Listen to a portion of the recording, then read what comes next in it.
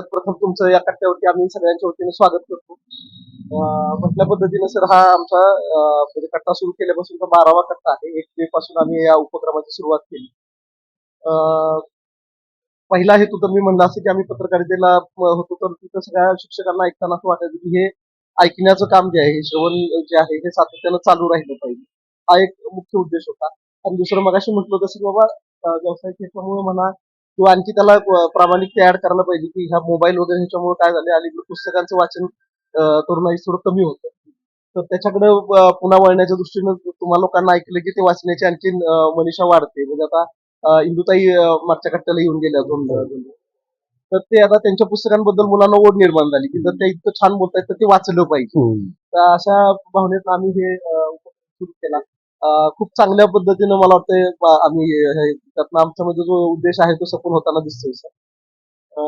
तर नेहमीच आलेल्या वक्त्यांकडनं आमच्या 2 अपेक्षा असतात. पहिलं म्हणजे वैयक्तिक जीवनात तुमची वाटचाल कशा पद्धतीनं झाली, कोणत्या गोष्टी होत्या ज्या माइलस्टोन ठरल्या ज्यांनी तुमचं व्यक्तिमत्व घडवण्यामध्ये महत्वाची भूमिका बजावली. आणि सर दुसरं सगळ्यात महत्वाचं आहे की तुम्ही आज इतिहास तज्ञ किंवा इतिहासातनं म्हणजे तुमचा अनुभव इतिहासाला चांगला आहे. त्यात तुम्ही काम केलेलं इतिहासाच्या क्षेत्रातलं खूप मोठं आहे. अलीकडे काय झालं की वर्तमानावर इतिहासाचा प्रभाव खूप जास्त पडायला लागला आणि तो तितकासा सकारात्मक आहे असंही म्हणता येणार नाही. तर बाबा इतिहासाचं एक प्रयोजन काय आहे, त्याची उपयुक्तता काय आहे आणि कशा पद्धतीने आपण इतिहासाकडे बघितलं पाहिजे, अशा अनुषंगानं सर आम्हाला तुम्ही मार्गदर्शन करावं अशी आमची सर्वांची इच्छा आहे. नेहमीच आमच्या सर प्रथेमुळे तुम्ही प्रथेप्रमाणे तुम्ही कट्ट्यावर आले तर तुमचा एक छोटासा सन्मान या ठिकाणी होतो. सुरुवातीला सर तुम्ही बोलणार आहात आणि मग आम्ही शेवटी चालेल, काय हरकत नाही. तुम्हाला पाठवलाय परिचय तो विसरून जा. पदांचं वगैरे दडपण अजिबात ठेवलं नाही. आता मी कुठल्याही पदावर नाही पण आहे म्हणजे आणि जाणीवपूर्वक नाही आहे म्हणजे असं जाहीरच केलेलं आहे की आता इथून पुढे कुठलंही सार्वजनिक पद स्वीकारणार नाही असं जाहीर केलं. कारण मला मोह तो कधीच नव्हता आयुष्यात, आता नाहीच आहे. आणि मला आता उरलेल्या आयुष्यात थोडंफार लेखन करायचं म्हणजे ग्रंथलेखन. लेखन तर मी करत आलो पुष्कळ, पण मोठे ग्रंथ लिहिण्याची इच्छा. तर त्यामुळे मी आता ती पदे वगैरे सगळी सोडलेली आहेत आणि मुक्तपणे मी माझ्या लेखनाकडे आता वळणार आहे. अजून ते वळलो नाहीये. आणि त्याचं एक कारण असं की वर्षानुवर्षाचा पसारा माझ्या घरात पडलेला आहे आणि तो आवरायचा आणि मग लिहायला लागायचं. कारण लिहिण्यासाठी काय झालंय, मी आधी इकडे राहायचो सदाशिव पेठेत. तर सदाशिव पेठेवर गंमत सांगतो. मला आता सदाशिव पेठ हा सगळ्यांचाच विनोदाचा विषय आहे आणि मी तिथंच वाढलो.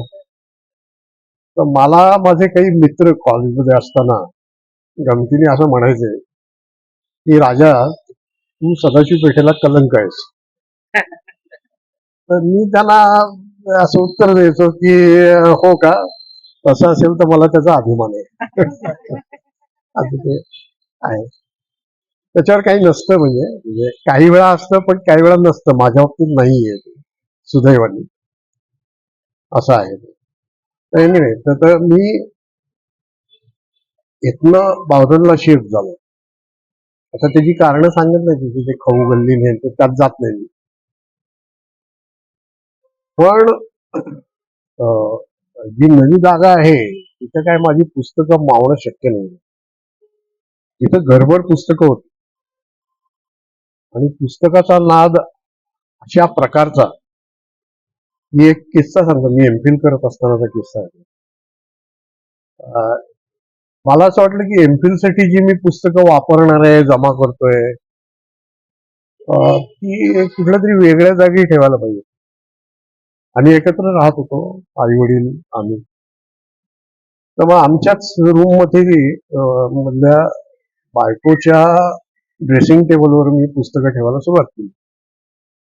मी थोडीशी नाराजी व्यक्त केली. म्हटलं अगं काय ड्रेसिंग टेबलचा एरवी काय उपयोग, तुला जो आहे तो तू करतेच आहेस, मला पुस्तकाला जरा वेगळी जागा पाहिजे, ठेवतो. बरं म्हणजे ठेवा. मग ते पुढे वाढता वाढता वाढे या पद्धतीने ते इतकं वाढत गेलं की एक दिवशी ती मला वैतागून असं म्हणाली की अरे आता निदान मला माझा चेहरा दिसेल एवढी तरी जागा शिल्लक ठेव. तर ते अशी एकूण अवस्था आहे. त्यामुळे काय झालं की ती पुस्तकं इकडे मावत नाही. त्यामुळे ती आणि आता म्हणजे समजा मला काही विशिष्ट लिखाण करायचंय तर मला डोक्यात ठेवावं लागतं, प्लॅनिंग करावं लागतं की ते तिकडची पुस्तकं इकडे आणायची, इकडची तिकडे टाकायची वगैरे. आणि दुसरं काय झालंय की मला नेहमीच माझा पसारा असायचा खूप. पण मी नेहमी असं म्हणत आलो आणि करत होतो ते की तो जो पसारा आहे त्याचा सुद्धा एक मॅप माझ्या डोक्यात असतो. आणि म्हणून मला लागणारं पुस्तक मी त्या पसाऱ्यातून सुद्धा बरोबर काढायचं. त्याला वेळ लागायचा नाही. हे जे शिफ्टिंग झालं ज्याच्यात पसारा राहिलाच पण पसाऱ्याचा जो मॅप आहे तो विस्कटला असं झालं. त्यामुळे आता मला लिहिण्यासाठी ते सगळं आवरून सगळे त्याचं व्यवस्थापन करून मग मला ते करावं लागेल. असं ते करतोय मी, ते करेन मी. पण थोडं लहानपणापासून तुम्ही जे म्हणलात की तुम्ही कसे घडलात काय, तर आता मी सदाशिव पेठेचा उल्लेख केलाच आहे.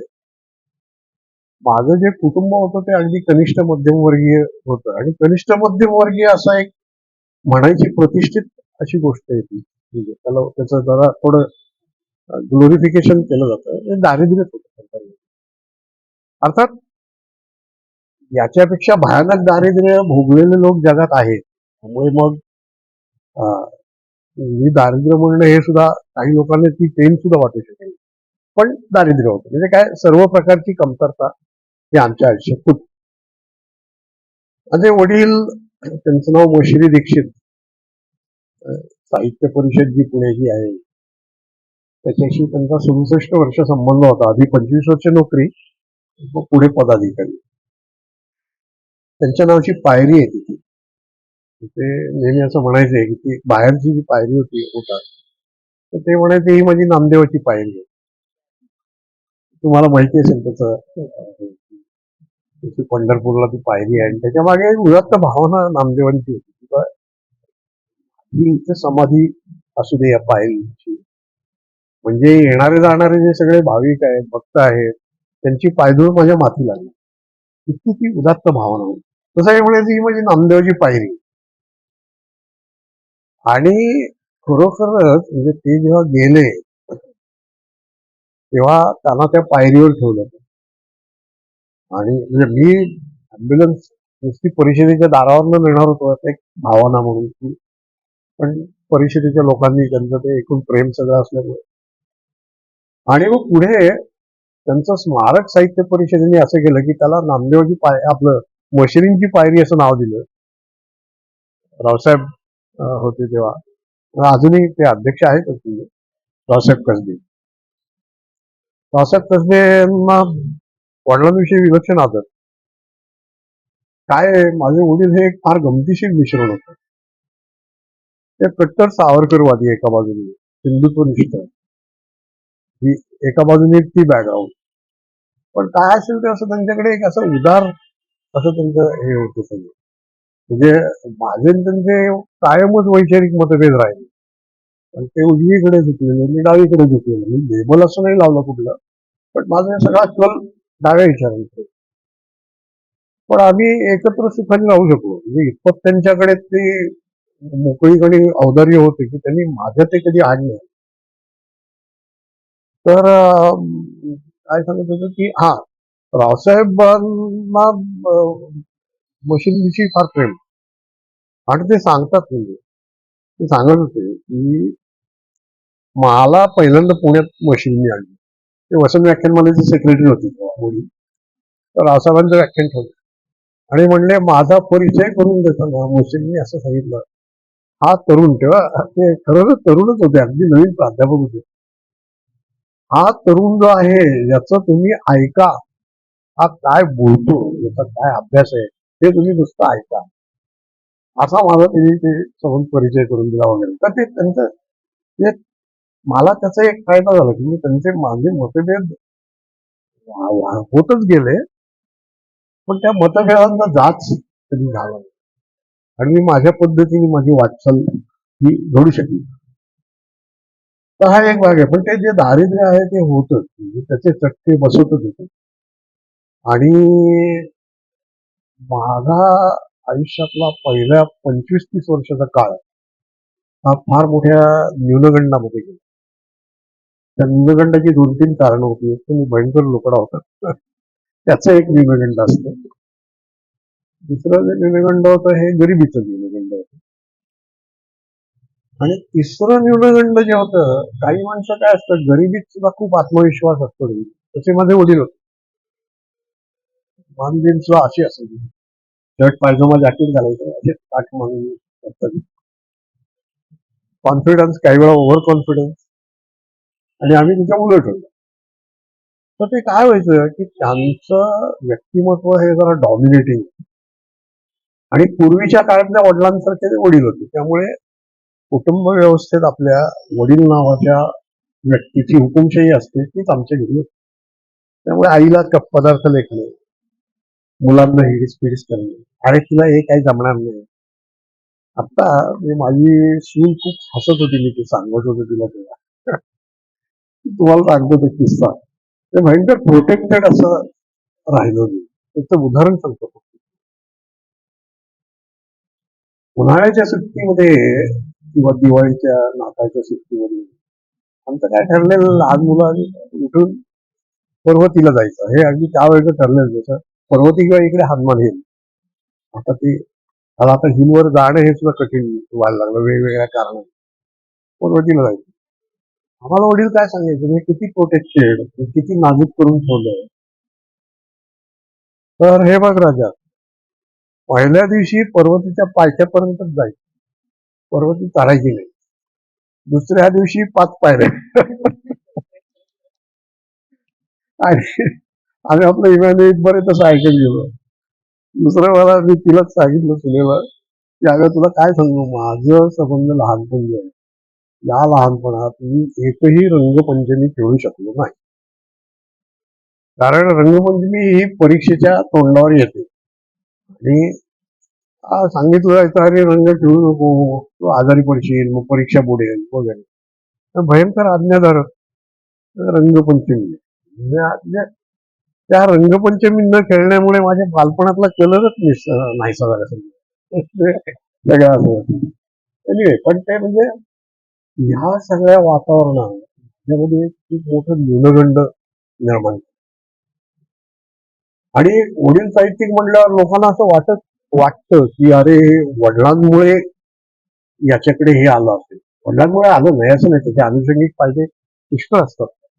उदाहरणार्थ मी नेहमी असं म्हणतो की जसं आपल्याकडे म्हण आहे ना की डोळ्याचं पोर रडलं तरी सुरात रडतं, तसं आमचं झालं की आमच्या अवतीभोवती पुस्तकं असायची. वडिलांना आणायला विकत घ्यायला परवडायची नाही, आणि ती त्यांची वृत्ती इतकी झाली की पुढे मी जेव्हा माझ्या पैशांनी नोकरीला लागल्यावर विकत घ्यायला लागलो तेव्हा विकत कशाला घेतो. ते पुस्तक वाचायला विरोध नाही, पण ते विकत, ते त्यांना एक त्यांच्या गरिबीमुळे त्यांना विकत घेणं, पुस्तक घेऊन ते व्हायचं अस्वस्थता एक. पण काय व्हायचं की ते स्वतः साहित्यिक होते, पुस्तकं लिहायचे, त्यांच्याकडे काही वेळा अभिप्रायाला आहे. दुसरं म्हणजे पगार कमी पडतो म्हणून काही पूरक कामं जी करायची तर ते पुस्तकांची सूची करण्याचं काम करायचं. तर त्यामुळे मग ते सूची केली की ते पुस्तक भेट मिळायचं वगैरे असं. वाचायला पुस्तक आणायचे. पण ह्या सगळ्या कारणांनी मी पुस्तकात वाढलो, मात्र एवढं आहे. लहानपणापासून ते एक झालं. आणि मी आता एक माझा कविता संग्रह आता लवकरच प्रकाशित होतो. त्याचं मी माझं काय ज्याला आपण म्हणू हे आत्ताच नुकतंच या 2-4 दिवस माझं तेच काम चाललं होतं. त्यात सुद्धा मी यातल्या काही गोष्टी लिहिल्या आहेत की माझी जी घडण आहे, कवी म्हणून असेल, वक्ता म्हणून असेल, जी झाली त्याला वडिलांपेक्षा आई कारणीभूत. आईचा खूप मोठा वाटा आहे. आई उत्तेजन द्यायची आणि ते प्रेमाने द्यायची, असं असं नाही, प्रेमाने. आई ही असतेच प्रेमाने. सगळ्यांची आई ही तशीच असते, तशी माझीही आई होती. पण ती मला ती जाग आवर्जून, म्हणजे राजा अरे अमुक कार्यक्रम आहे त्याला तू जा, काय मला बरोबर घेऊन जायची. हे वाच, तिथे जा, हे सगळं जे आहे ते संस्कार आईचे, वडिलांचे नाही. म्हणजे त्याप्रमाणे वडिलांचे अनुषंगिक आहे, पण आईचे जाणीवपूर्वक तिने केलेले. त्यामुळे माझ्या घडणीवर माझ्या आईच्या याचा खूप परिणाम झाला. सर माईक थोडं कसं फिरते आवाज नाही ठीक आहे हा. बोला सर. आणि दुसरं काही काही गोष्टी कशा असतात आता तुम्हाला एक आश्चर्यकारक वाटेल अशी एक गोष्ट सांगतो. म्हणजे आता त्यावेळेची जी टिपिकल ब्राह्मणी कुटुंब होती त्याच्यात एक शिक्षणाचं हे असायचंच किंवा आम्ही कर्ज काढून तू शिकशील तेवढं शिकवू वगैरे हे तर होत असते. पण ते मला वडिलांच्या पेक्षा मातूल घराणे ज्याला म्हणतो आईचं घराणे तिकडून काही गोष्टी कशा आल्या बघा तुम्ही. माझी पणजी मी तिच्यावर स्वतंत्र निर्णय केला तुम्ही. माझी जी पणजी होती तिचा माझ्यावर खूप प्रभाव पडला आणि तो कसा पडला बघा. मी लाडका तर होतोच तिचा सेवा करायचो.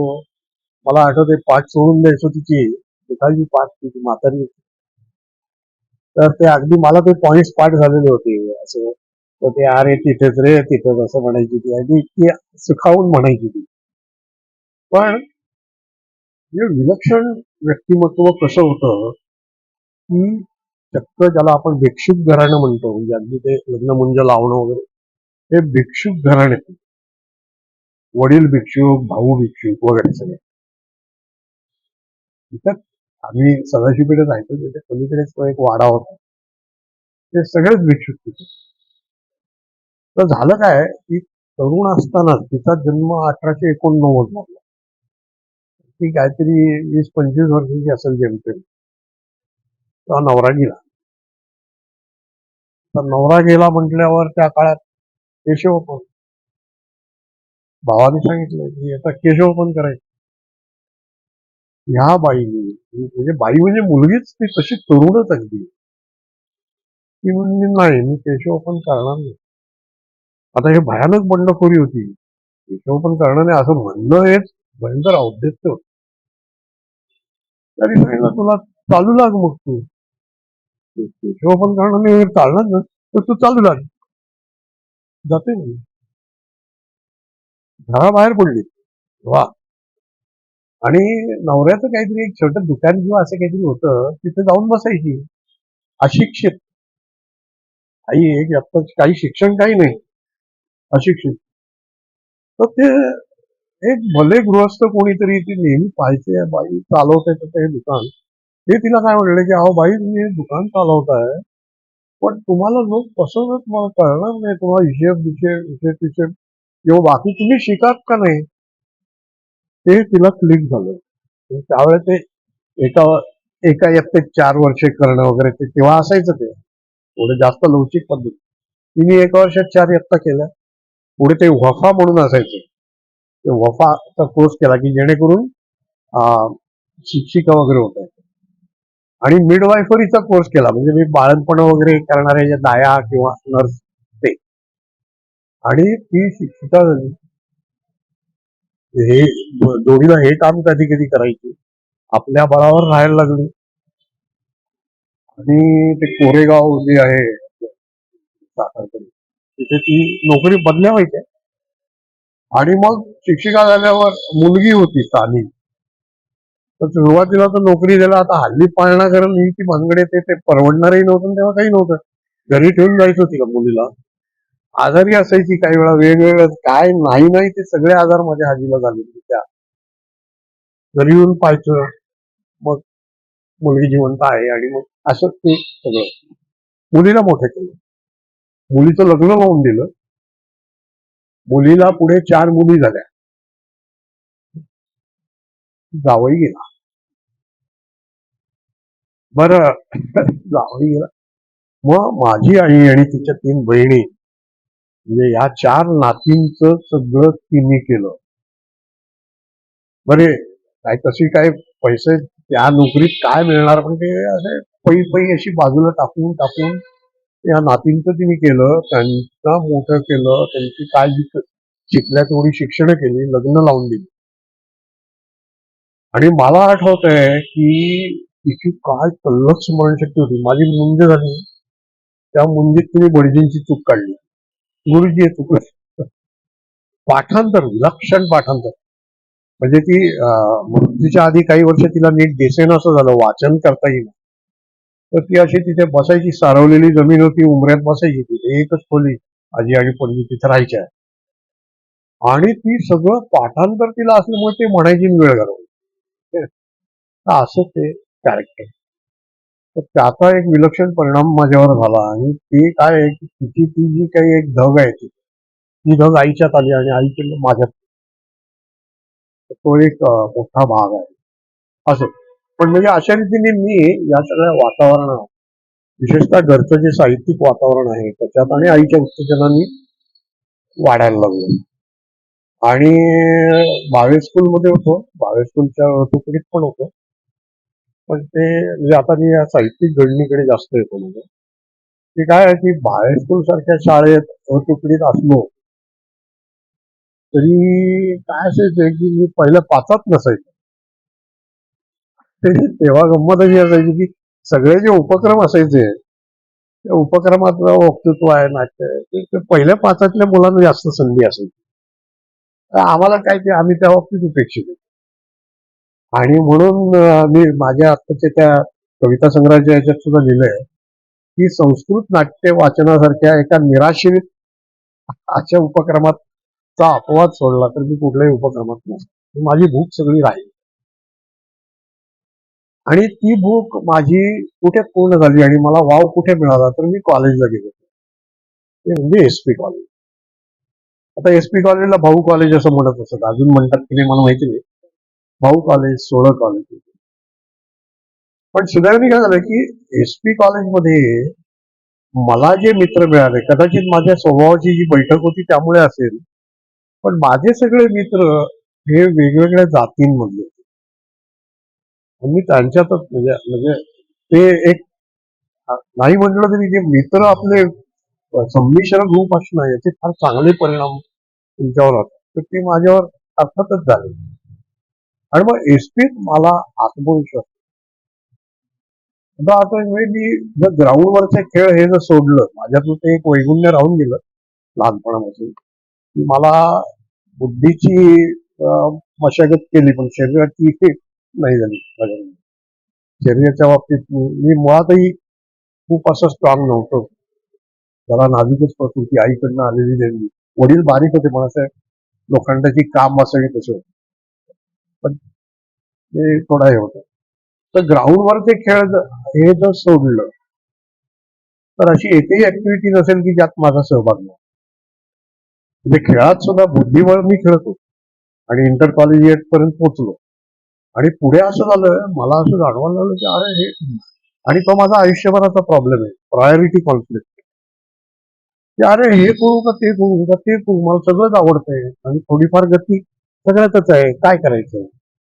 मग मी एकदा विचार करून असा कठोरपणे निर्णय घेतला की बुद्धिबळाला आता कायमचा रामराम.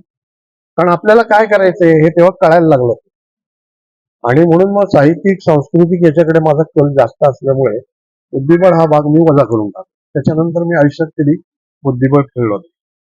जे सोडलं ते सोडलं. आणि मग एसपीत आम्हाला विशेषतः म्हणजे एसपीत आम्हाला सगळे प्राचार्य मंगळवेडेकर हे आमचे फार चांगले प्राचार्य. आणि मला मराठीला चांगले शिक्षक मिळाले. ते म्हणजे अनुराधा पोद्दार, हे नाव तुम्हाला माहिती असेल, कवयित्री प्रसिद्ध आहे. अनुराधा पोद्दार, चंद्रशेखर बर्वे मराठीतले चांगले समीक्षक, आणि गोरा कामतकर, असे तिघं होते. ते कामतकर जे आहेत ते जरा थोडं पंतोजी सारखे शिकवायचे, म्हणून आम्ही आधी थोडी टिंगल करायचो. पण नंतर लक्षात आलं की अरे हे फारच चांगला बेस आहे यांचा. म्हणजे थोडं उशिरा कळतं कधी कधी त्या वयात. पण हे 3 शिक्षक मराठी विषयाचे इतके चांगले मिळाले की नकळतपणे त्याचे परिणाम घडत गेले. म्हणजे जे मूळचं होतं त्याला आणखी इंडिव्हिज्युअल असे काही खूप संबंध असायचे असं नाही शिक्षकांची, पण ते होतं. इतिहासाला सुद्धा आम्हाला कविता नरवणे होत्या, तेही साहित्यिक होत्या. तर असं सगळं ते एसपीतलं वातावरण मला संधी मिळत गेली, खूप प्रत्येक गोष्टीत संधी मिळत गेली. आणि त्यामुळे माझ्यातलं न्यूनगंड तिथे कमी. आणि आत्मविश्वास नावाची काय जी गोष्ट असते ती मला तिथे प्राप्त झाली. आणि माझी पुढची जी सगळी घडण आहे त्याचा पाया हा एसपी कॉलेजमध्ये घातला गेला असं ते झालं. मी पुढे एम ला इकडे विद्यापीठात आलो. एम ला आज तुम्हाला कुलकर्णी सरांवर आमच्या कुलकर्णी यांचे सर ते आलंय, आज लेख आलाय, ते पाहाल तुम्ही. पण तिथे सुद्धा असंच झालं की मला वाव चांगला मिळाला, पण तिथे मला काही वेळा शिक्षक चांगले मिळणं याचा एक फार विलक्षण परिणाम आणि माझ्या संबंध आयुष्यावर परिणाम घडवणारे एक प्राध्यापक मला युनिव्हर्सिटीत मिळाले. त्यांचं नाव प्राध्यापक अरविंद देशपांडे, देशपांडे. आज ते हयात नाहीत होते. मी एम ए करत असताना ते जपानला गेलेले होते. दुसऱ्या एम ए सेकंडला ते आले आणि ते त्यांची इंग्रजीत असायची व्याख्यानं, कळायचं नाही काही. इंग्रजी माध्यम, आमचं मराठी माध्यम म्हणजे उत्तर मराठीत लिहायला परवानगी होती, तर काही कळायचं नाही, डोक्यावरून जायचं. पण असं अरे हे काहीतरी विलक्षण आहे, फार अतिशय सुंदर इंग्लिश, काहीतरी विलक्षण आहे, त्याची जादूच मनावर पडायची. तर हा एक भाग झाला, त्यांची स्कॉलरशिप हा एक भाग झाला. एक दिवशी काय झालं की मला माझ्या एका मित्राने निरोप दिला की अरे राजा, तुला देशपांडे सरांनी बोलवलं. घाबरलो, कारण सर बोलवणं हे जरा थोडस हेच असायचं त्यावेळेला. आणि त्यातनं काय झालं, कुलकर्णी सर बोलाय चांगले होते ते, पण ते काय असे दमात घेऊन बोलायचे. मी कविता करायचो, तर मला रांनी विचारलं, काय रे राजा, त्यांची बोलायची शैली अशी, काय रे राजा, हा अभ्यास करतोस की नाही, त्या नुसत्या कविताच करतोस, हे त्यांची शैली. आता हा अनुभव असल्यामुळे देशपांडे सरांनी बोलवलंय म्हटल्यावर मी जरा आता का बोलवलं असेल बाबा, घाबरत घाबरत त्यांच्या केबिन मध्ये गेलो. आणि त्या केबिन मध्ये मी पाऊल टाकलं, तो माझ्या आयुष्यातला क्रांतिकारक प्रसंग आहे. आणि त्याने मला एक तर माझं कौतुक केलं की नचिकेत म्हणून आमचं नियतकालिक विद्यापीठाचं, त्यात माझ्या 2 कविता छापून आल्या होत्या. आणि डायरेक्टली छान कविता आहेत रे तुझ्या, मला तुझ्या आणखी कविता पाहिजे. माझी कवितांची वही मागून घेतली, मला घरी घेऊन गेलो. आणि त्यांचं घर सगळं असंच, सगळं ते काय आहे, ते मुंबईतला ते रुईयाचे विद्यार्थी, एल्फिन्स्टन कॉलेजमध्ये ते शिकवत होते. आणि रुईया हा सगळा गट. आणि तुम्हाला फक्त नावं सांगतो, त्यांच्याबरोबर शिकणारे कोण लोक होते, किती ग्रुप तो संपन्न होता. ते त्यांच्या मिसेस या संस्कृतच्या डॉक्टर सरोज देशपांडे म्हणून आजही इथे पुण्यात फार नामांकित. भारताच्या नाट्यशास्त्रावर त्यांचं फार अप्रतिम असं पुस्तक आलेलं आहे. त्यांच्या मुलाच्या कविता संग्रहाचं काल प्रकाशन झालं. असं त्यांच्या घरातलं वातावरण. आणि त्यांनी मला म्हणजे एक तर ते अतिशय प्रेमाने, म्हणजे मला माझ्या वडिलांकडनं काय प्रेम मिळालं नसेल असं सरांकडनं मिळालं.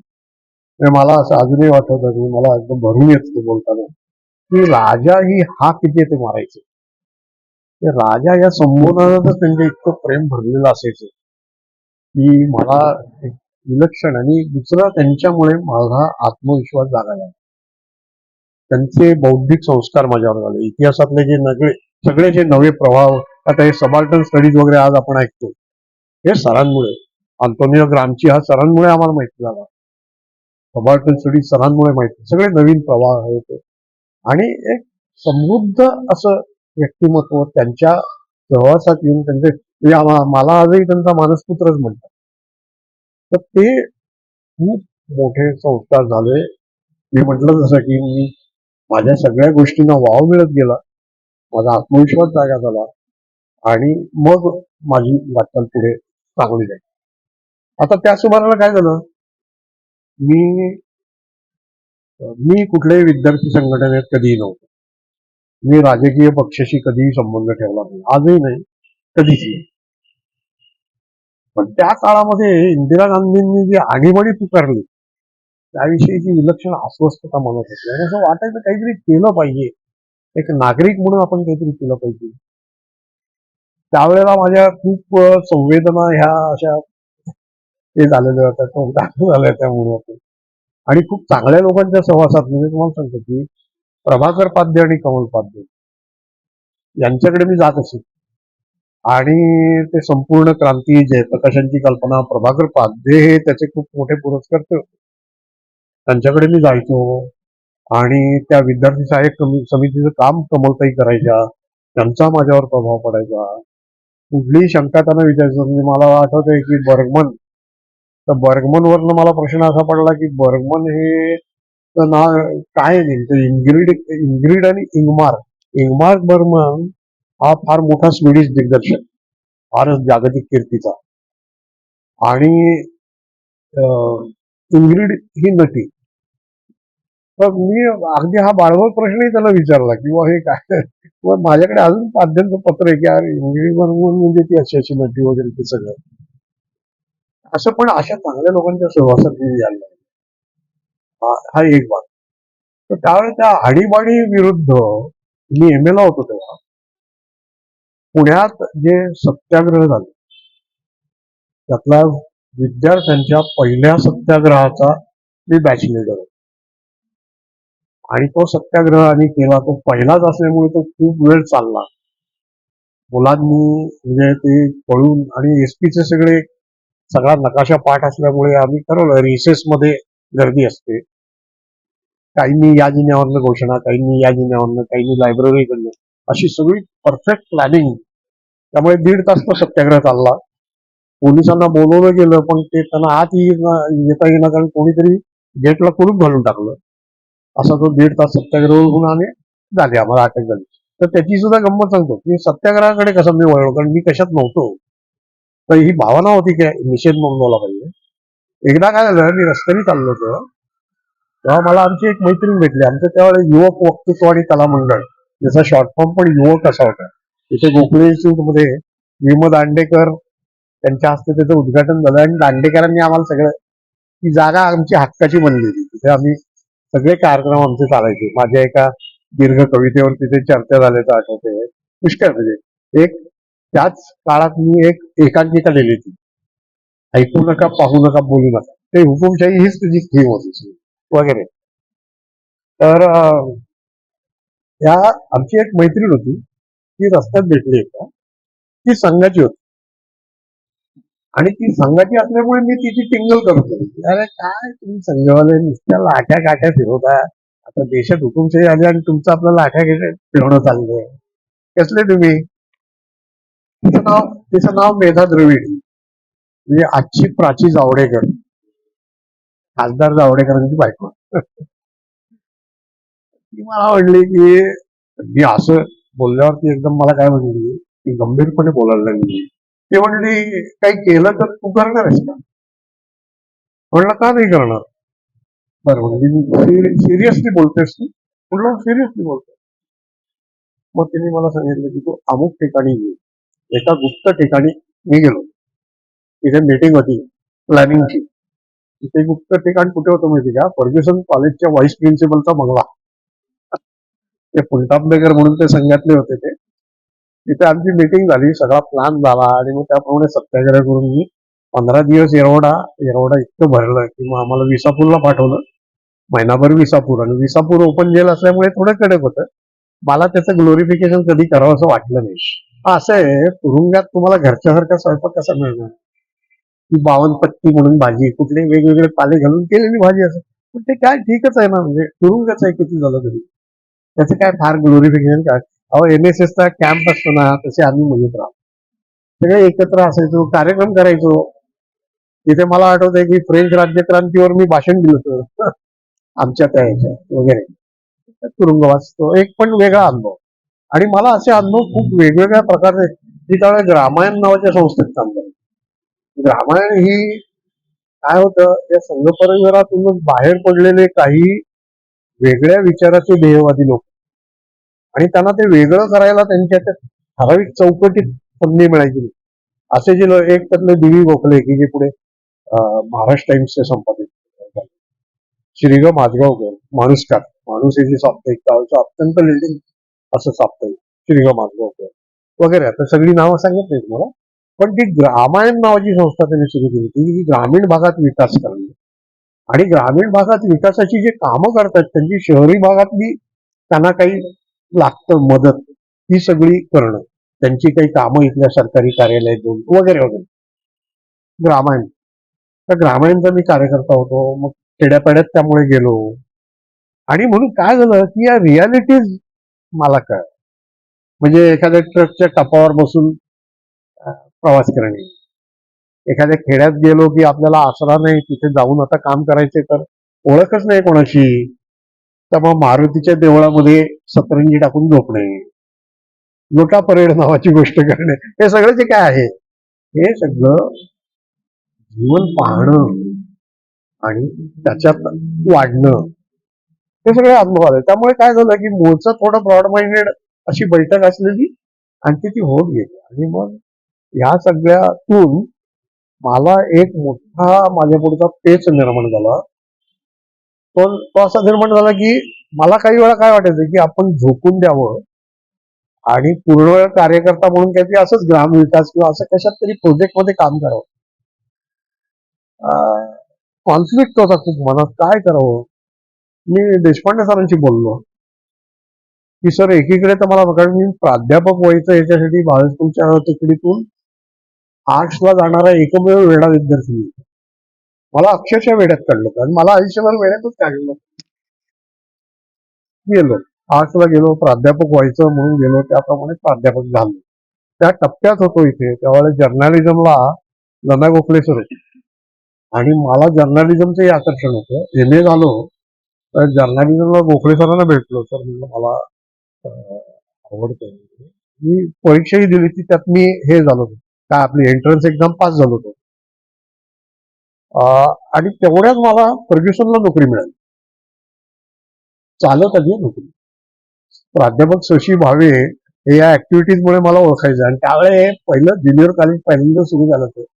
हे काय इंटरव्ह्यू वगैरे, आता ज्या चक्रातून आपण जातो तितके माझा इंटरव्ह्यू झाला माझा, पण आधी मुळात शशी भावेने बोलून घेतलं. अरे काय काय करतो म्हणले, आमच्याकडे जागा आहे, उद्यापासून ये. अशी मला फर्ग्युसनची नोकरी मिळाली. तर मी त्याच्यावर त्यांना काय म्हणावं की सर हो, पण हे फर्ग्युसन, कारण माझं स्वप्न काय होतं, एसटीत प्राध्यापक व्हायचं. कुणाचं नशीब पेट. हा, आणि एसटीत प्राध्यापक झालो नसतो तर फार आमच्या आईवडिलांनी आम्हाला महाराष्ट्र बँकेत चिकटवलं असतं. अशी आमची स्वप्न. पण आणि स्वप्न सुद्धा छोटी छोटी असायची बरं का. म्हणजे मला, मी सांगतो, पुढे प्राध्यापक झालो, 10 वर्ष फर्ग्युसन मध्ये केलं ना, तेव्हा माझं मोठं स्वप्न काय होतं, तर विद्यापीठात आपल्याला जाता आलं पाहिजे लेक्चरर म्हणून. रीडर प्रोफेसर वगैरे कसलंही कधीही डोक्यात नाही, विद्यापीठात जाता आलं. माझ्या आईने ते स्वप्न माझं ती नेहमी हे करायची. पाहायला ती राहिली नाही पुढे, तर अशी ती छोटी छोटी स्वप्न घेऊन काम चालायचं. पण मग हे झालं की मला ते, त्यांना मी म्हटलं की अहो सर, हे फर्ग्युसन कॉलेज आहे आणि इथे मराठीच्या जोडीला इंग्रजीतही शिकवायला लागतं. बरं मग म्हणले, मग नाही नाही, म्हणजे म्हटलं मला इंग्रजीत नाही जमणार. ते म्हणले हे बघ, मी सांगतो तुला कसं जमणार नाही, म्हणजे मी सांगतो ते कर, उद्यापासून मराठीचे क्लासेस घ्यायला सुरुवात करायची आणि मी तुला 1 आठवड्याची मुदत देतो, 1 आठवडा सूट देतो, तू इंग्रजी माध्यमाला 1 आठवड्याने शिकवायला सुरुवात. बरं म्हणलं आता काय, म्हणजे एवढी मी करंटेपणा करत होतो, मिळणारी नोकरी मी घालवायला बसलो. म्हणलं ते काही नाही, ती ये. आणि मग मी त्याप्रमाणे पहिला तास जो इंग्रजी माध्यमाचा मी घेतला, एवढं सलग इंग्रजी मी आयुष्यात पहिल्यांदा बोललो. आणि तेही आमचं पेट्रोल संपल्यामुळे 5-10 मिनिटं आधी सोडलं तास. अशी आमची परिस्थिती होती. अहो काय परिस्थितीवर मी तुम्हाला एक किस्सा सांगतो. युनिव्हर्सिटीत हे इंग्रजी माध्यम मी म्हटलं तसं की इंग्रजीत शिकवायचंय आणि मराठीत लिहायचं. तर आम्ही आपले असे काही, एकदा एक मित्र आला होता माझा आणि आम्ही लायब्ररीकडे चाललो होतो. तिथे आमच्या एका मैत्रिणीला आम्हाला भेटायचं.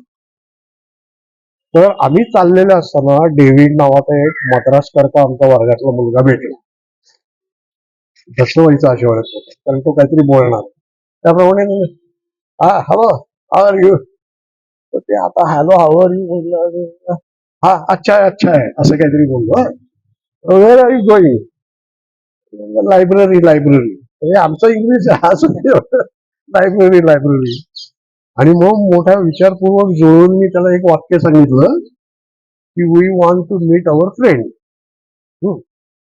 माझ्या बरोबर जो मित्र होता तो माझ्यापेक्षा दिव्य इंग्रजी पण उत्साह फार, म्हणून त्याला सांगायचं होतं की बा ती मैत्रीण आहे आमची, तुला भेटेल. तर त्याने we want to meet our friend असं एवढंच मी बोललो होतो. तर ते मैत्रिणी सांगण्यासाठी त्यांनी काय सांगावं त्याला, you know he is not he but he she. आता आमचे ते इंग्रजीचे प्रयोग. आणि दुसरं काय, इंग्रजी बद्दलचा आणखी एक किस्सा तुम्हाला सांगतो. फर्ग्युसनला मी शिकवायला लागलो मग इंग्रजी माध्यमाला. अहो, काय सांगू तुम्हाला, माझी अगदी बोंब आहे. मी आदल्या दिवशी पण तो प्राचीन भारताचा इतिहास जो मी कधी शिकलेलो नव्हतो, प्राचीन संस्कृतींचा, तो शिकवायला. म्हणजे आधी ते शिकायचं, दुसऱ्या दिवशी शिकवायचं, त्यातनं ते इंग्रजीत. मग इंग्रजीत ते मी बघत बसायचो, काही शंका आली की वडिलांना विचारायचो. आमचे वडील असे भारी, मी म्हटलं कॉन्फिडन्स खूप. ते मला दुसऱ्याच विषयावर लेक्चर द्यायला सुरुवात केली. आणि त्यांचा मला आयुष्यभर उपदेश काय असायचा, राजा, मी काही शंका असली, राजा तुला सांगू का, तू विश्वकोश बघ. म्हणजे मी गमतीने असं म्हणतो की मला खात्री आहे की मी विश्वकोशाचा अध्यक्ष झाल्यावर सुद्धा त्यांनी मला हेच सांगितलं असतं की राजा तू विश्वकोश बघ. आणि मी जर त्यांना असं म्हणलं असतं की अहो काका मी आता विश्वकोशाचा अध्यक्ष, मग म्हणून काय झालं, तुला काय फार अक्कल आली का, सगळे खंड काय तुला पाठ आहेत का, असं म्हणलं. असं. तर हे इतका माझा वेळ घालवायला लागले. आणि जे सांगायला लागलं त्यात मग माझ्या लक्षात आलं, तोवर आपल्याला वडील म्हणजे सगळ्यात ग्रेट माणूस ना जगातला. मला कळालं अरे यांचंही इंग्रजी तितकंच वाईट आहे, फक्त हे कॉन्फिडेंटली काहीतरी बोलतात, पण अगदीच वाईट आहे. तेव्हा वडिलांचा उपयोग नाही हे नक्की झालं. आणि मग मी तयारी करायला लागलो वेगवेगळ्या प्रकारे आहे. म्हणून ते काय पाण्यात पडून पोहलेलं बरं असतं. हातातोंडात जे पाणी जातं ना त्यामुळे पुढे तुम्ही चांगले पोहायला लागता. तशी माझी इंग्रजीची साधारण, पण काय मी नेहमी एक माझ्या इंग्रजी बद्दल सांगतो की मी काय फर्ग्युसनला शिकवायचो तेव्हा तरुण म्हणजे काय, आत्ता MA झालेला आणि शिकवायला उभा. तर इंग्रजी माध्यमात शिकवताना माझं अगदीच गचाळ इंग्लिश, उच्चार सुद्धा असेच. आणि मग काय व्हायचं की त्या कॉन्व्हेंट मधल्या वगैरे मुली असायच्या फर्ग्युसनच्या वर्गात, त्या हसायच्या. तर त्या वयामध्ये समोरच्या मुली हसल्या की अगदी इथं पाणी पाणी व्हायचं आणि भयंकर लागायचं, भयंकर लागायचं. मग मी घरी जायचो आणि मग ते जे आपलं चुकलंय, मग मला तोवर हेही माहिती नव्हतं की डायक्रिटिकल मार्क्स नावाचा काही प्रकार असतो. डिक्शनरीत उच्चाराचा बोध करण्यासाठी जे सगळे हे डायक्रिटिकल मार्क्स असतात, ते बघून मग म्हणजे अरे हे रज, राजा सगळ्याच प्रकारे त्याचे उच्चार होऊ शकतात ना. त्या डायक्रिटिकल मार्क मधनं उच्चार शोधायचा. मग मी डिक्शनरी ही माझी मित्र बनली, ती आज टाकायचं माझ्या टेबलावर लिखाणाच्या. आज सुद्धा मराठी शब्दकोशही असतो, शब्द रत्नाकरही असतो, ऑक्सफर्ड डिक्शनरी असते, रँडम हाऊस डिक्शनरी असते, हे सगळं. पण ती एक साधना, माझी इंग्रजीची साधना, याच्यावर मी तासभर बोलू शकेन पण ते आता मी बोलत नाही. पण खूपच म्हणजे इंग्रजी पेपर वाचायचा तर ते मला आठवते त्यावेळेस ते इंदिरा गांधींच्या त्या सगळ्या वातावरणात पुढे त्या पडल्या. आणि मग ते जी गव्हर्नमेंट फॉर्मेशनच्या याच्यात एकदा राष्ट्रपतींनी यशवंतराव चव्हाणांना विचारलं की तुम्ही गव्हर्नमेंट फॉर्म करता का. तर त्याची बातमी जी आली ती अशी आली की the president asked mister Y D. Chavan to explore the possibility of forming the government. चालेल, लगेच आम्ही एक्सप्लोर द पॉसिबिलिटी ऑफ शब्दप्रयोग घ्यायचा, वहीत लिहायचा, असं काही वेगळं सापडलं की ते घ्यायचं. मग नंतर त्यावेळी उतरवून द्यायला लागायचं, ते मला फायद्याचंच असायचं की उतरवून द्यायचं. मग मी काय करायचो की मग माझी वही तयार करायचो, त्याच्यात सुद्धा बोलण्याचा भाग थोडासा पेन्सिलने पॉइंट्स लिहायचे. मग मला ते उतरवून दिलं की मग थोडं 5 मिनिटं बोललं की मग टेक डाऊन असं म्हणलं की तो आम्हाला रिलीफ असायचा, मग बोलायचं. असं करत ते चालायचं. ते इथे मी काही वेळा उच्चार पण लिहून ठेवलेले असायचे शब्दांचे. आणि ते क्रूड लँग्वेज मध्ये सगळं लिहिलेलं. मग काय व्हायचं की वाचताना काहीतरी चांगले शब्द नंतर मिळायचे. मग मला अजून आठवत आहे की नेपोलियन शिकवायचं तेव्हा मी सांगायचं की नेपोलियन मध्ये इतकी विलक्षण शक्ती होती, शब्दांची जादू त्याची इतकी होती की तो काही वेळा त्यांनी असं म्हणजे तो जेव्हा एल्बाउन चुकून आला आणि तेव्हा तो म्हणजे त्याला तिकडे पाठवलं होतं पराभूत करून आणि त्या लाइप्झिगच्या पराभवानंतर पहिला तो आणि शेवटचा वॉटरलू मधल्या काळात तो जेव्हा आला आणि त्याला पकडायला जे सैन्य पाठवलं त्याच सैन्य सगळं मूळचं तो नुसता उभा राहिला त्यांच्यासमोर आणि बोलायला लागला, अरे तुम्ही माझेच सैनिक आहात, मला पकडायला आला काय, पकडा, तुम्ही पकडलं तुम्ही मारलं तर काय वगैरे काय जे असेल ते त्यांनी. तर मी काय म्हणायचो की अं, काहीतरी अं, वक्तृत्वाची कौशल्य होती या अर्थाचं काहीतरी त्यांना सांगायचं की ही यूज टू डिलिव्हर काय इन्स्पायरिंग स्पीचेस वगैरे असं काहीतरी. एकदा पुस्तक वाचताना आढळलं कुठेतरी, he had a gift of eloquence. हा हा लगेच गिफ्ट ऑफ इलोक्वन्स. मग तिथून पुढच्या सर्व मॅचेसला आम्ही Napoleon had a gift of eloquence असं. असं करत करत म्हणजे ते कसं आहे की आणि म्हणून मी पुढे माझ्या विद्यार्थ्यांना सांगायला लागलो की लक्षात ठेवा, शरीर ही जशी कमावण्याची गोष्ट आहे ना, व्यायाम करता तुम्ही शरीर, तशी भाषा ही कमावण्याची गोष्ट. हे एक मी सांगायचं म्हणजे माझ्या अक्षरशः म्हणजे भाषेच्या शिक्षकांपेक्षाही कदाचित मी भाषा चांगली शिकली इतकं माझे भाषेचे प्रयोग. तर हे एक सांगायचं. दुसरं त्यांना काय सांगायचं, दुसरं एक लक्षात ठेवा म्हटलं की भाषेचे संस्कार हे कानावर असतात. म्हणून ऐका. हे मी तेव्हा बीबीसीच्या बातम्या ऐकायचो, कॉमेंट्री जी ऐकायचो ना क्रिकेटची, ती सुद्धा आता मी अधिक लक्षपूर्वक ऐकायला लागलो.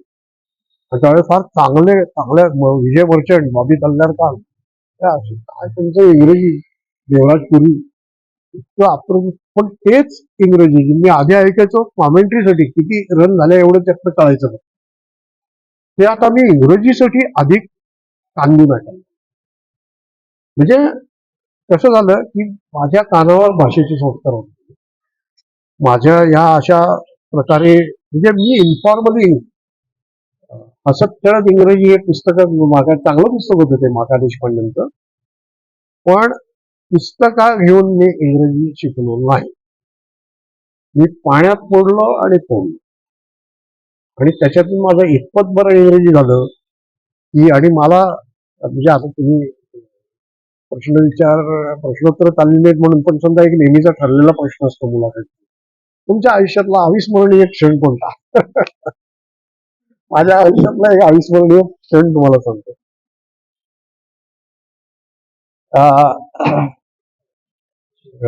मला तर जॉन मेयर पंतप्रधान होते तेव्हा त्यांनी 40 इंग्लिश विद्यार्थ्यांची एक टीम भारतात पाठवली की जा आता भारत हा त्यावेळेला उभा नव्याने सगळं इंडस्ट्रियल प्रोग्रेस वगैरे सगळं ते त्या ह्याच्यात पाठवलं की तुम्ही जा भारत बघा.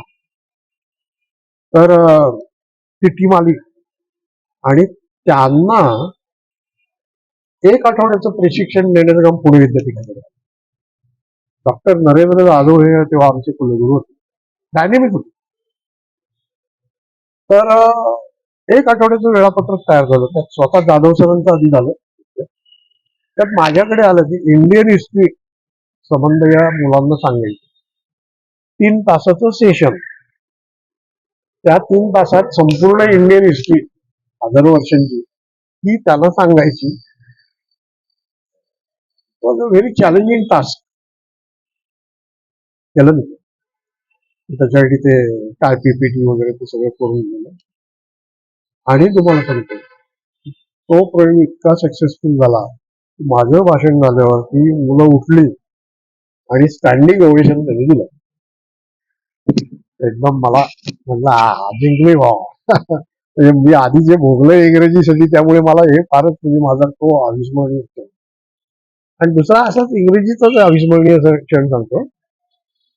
2007 साली मी पहिल्यांदाच परदेशी गेलो. स्वीडनला एक कॉन्फरन्स होती, त्यात पेपर वाचायला. पेपर वगैरे वाचलं, ते झालं सगळं. त्या संयोजकांनी एक कुठल्या 3 दिवसाची सेमिनार कॉन्फरन्स असली की एखादं जेवण असं काहीतरी चांगलं आणि गेट टुगेदर वगैरे असतं. तसं एका चांगल्या निसर्गरम्य ठिकाणी आमचं जेवण ठेवलं एका हॉटेलवर, ते गेलो आम्ही. आणि असे टेबलवर जे आम्ही 4-5 लोक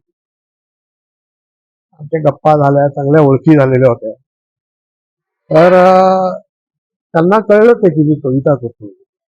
तर मला सगळ्यांनी आग्रह काय केला की अरे तुझ्या कविता आम्हाला ऐकायच्या. काय करायचं कविता मराठीत.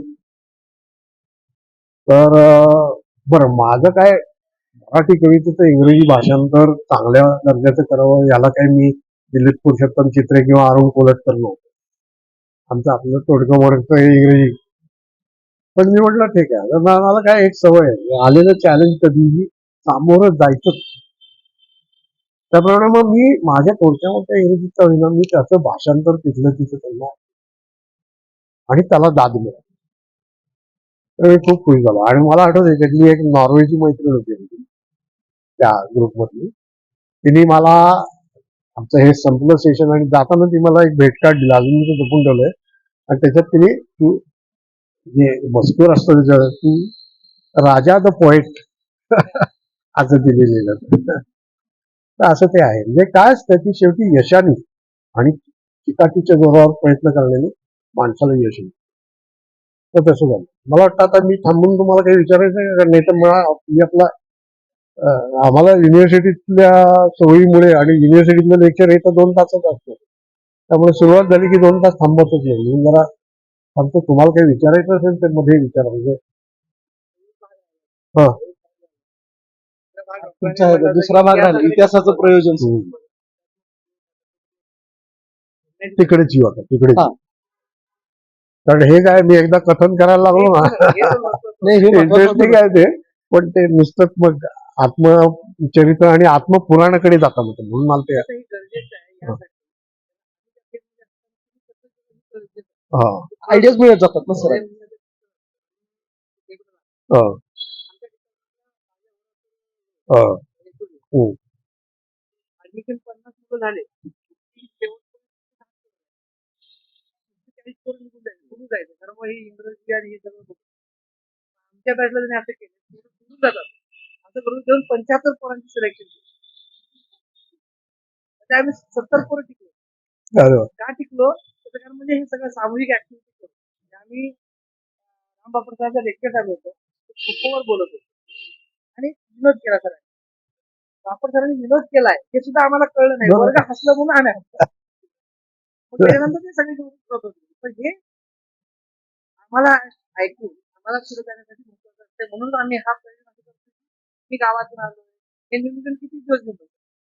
माझे बलस्थान मला कळले पाहिजे आणि इथल्या नियोजनातून मात करण्यासाठी मग तुमच्याकडनं ह्या गोष्टी आम्हाला कळल्या. त्यामुळे ते खूप चांगलं होतं. ते जे सांगितलं ना विनोद ऐकल्यावर विनोदही आम्हाला कळला नाही वगैरे आपण हसलो.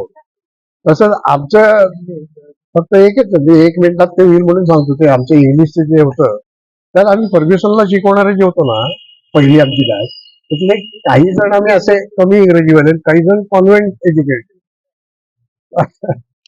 माझी एक कलिग होती आता नाव नाही सांगत कलिग होती माझ्यासारख्या तिची होम इंग्लिशची आणि आम्ही आपले प्रयत्न करत चालायचो. तर काय एकदा आम्ही बोलत होतो आतल्या बाजूला टी क्लब होता. ते बोलता बोलता तिला शिंक आली आणि शिंकल्यावर ते आपल्या त्यांच्या मॅनरिझमनुसार ती सॉरी ती सॉरी म्हणल्यावर मी तिची गंमत केली. म्हटलं अरे वा तुझं इंग्रजी किती सुधारलं ग कारण तू शिंक सुद्धा आता इंग्रजीत द्यायला लागलीस. पण ते म्हणजे ही जी एक ऍटिट्यूड आहे ना गोष्टींकडे बघण्याची त्याच्यामुळे तुमचं ती गोष्टी हलक्या होतात आणि तुम्ही ते नैसर्गिकरित्या पिकअप करता. आणि हे जे सांगितलं होतं तुम्ही तर ते मी गाडीत येताना सांगत होतो विद्यापीठात मला कायम हा अनुभव मी सगळ्या अशा याच्यातून गेल्यामुळे ना विद्यार्थी हा कायमच माझा वीक पॉईंट राहिलेला आहे. कायम आउट ऑफ द वे जाऊन मदत करणं वगैरे आणि त्याच्यात काही विशेष केलं असं नाही. हे मी काय नेहमी असं म्हणतो की अध्यापन हा नुसता व्यवसाय नाही तो धर्म आहे आणि याला हे ज्याला कळलं तर चांगलं अध्यापन करू शकतो. आणि दुसरी गोष्ट अध्यापन हे नुसतं 4 भिंतींच्या खोलीत होत नाही ते सर्वत्र असतं. मी जे मगाशी म्हणलो शांतिनिकेतन हे असं आहे ते.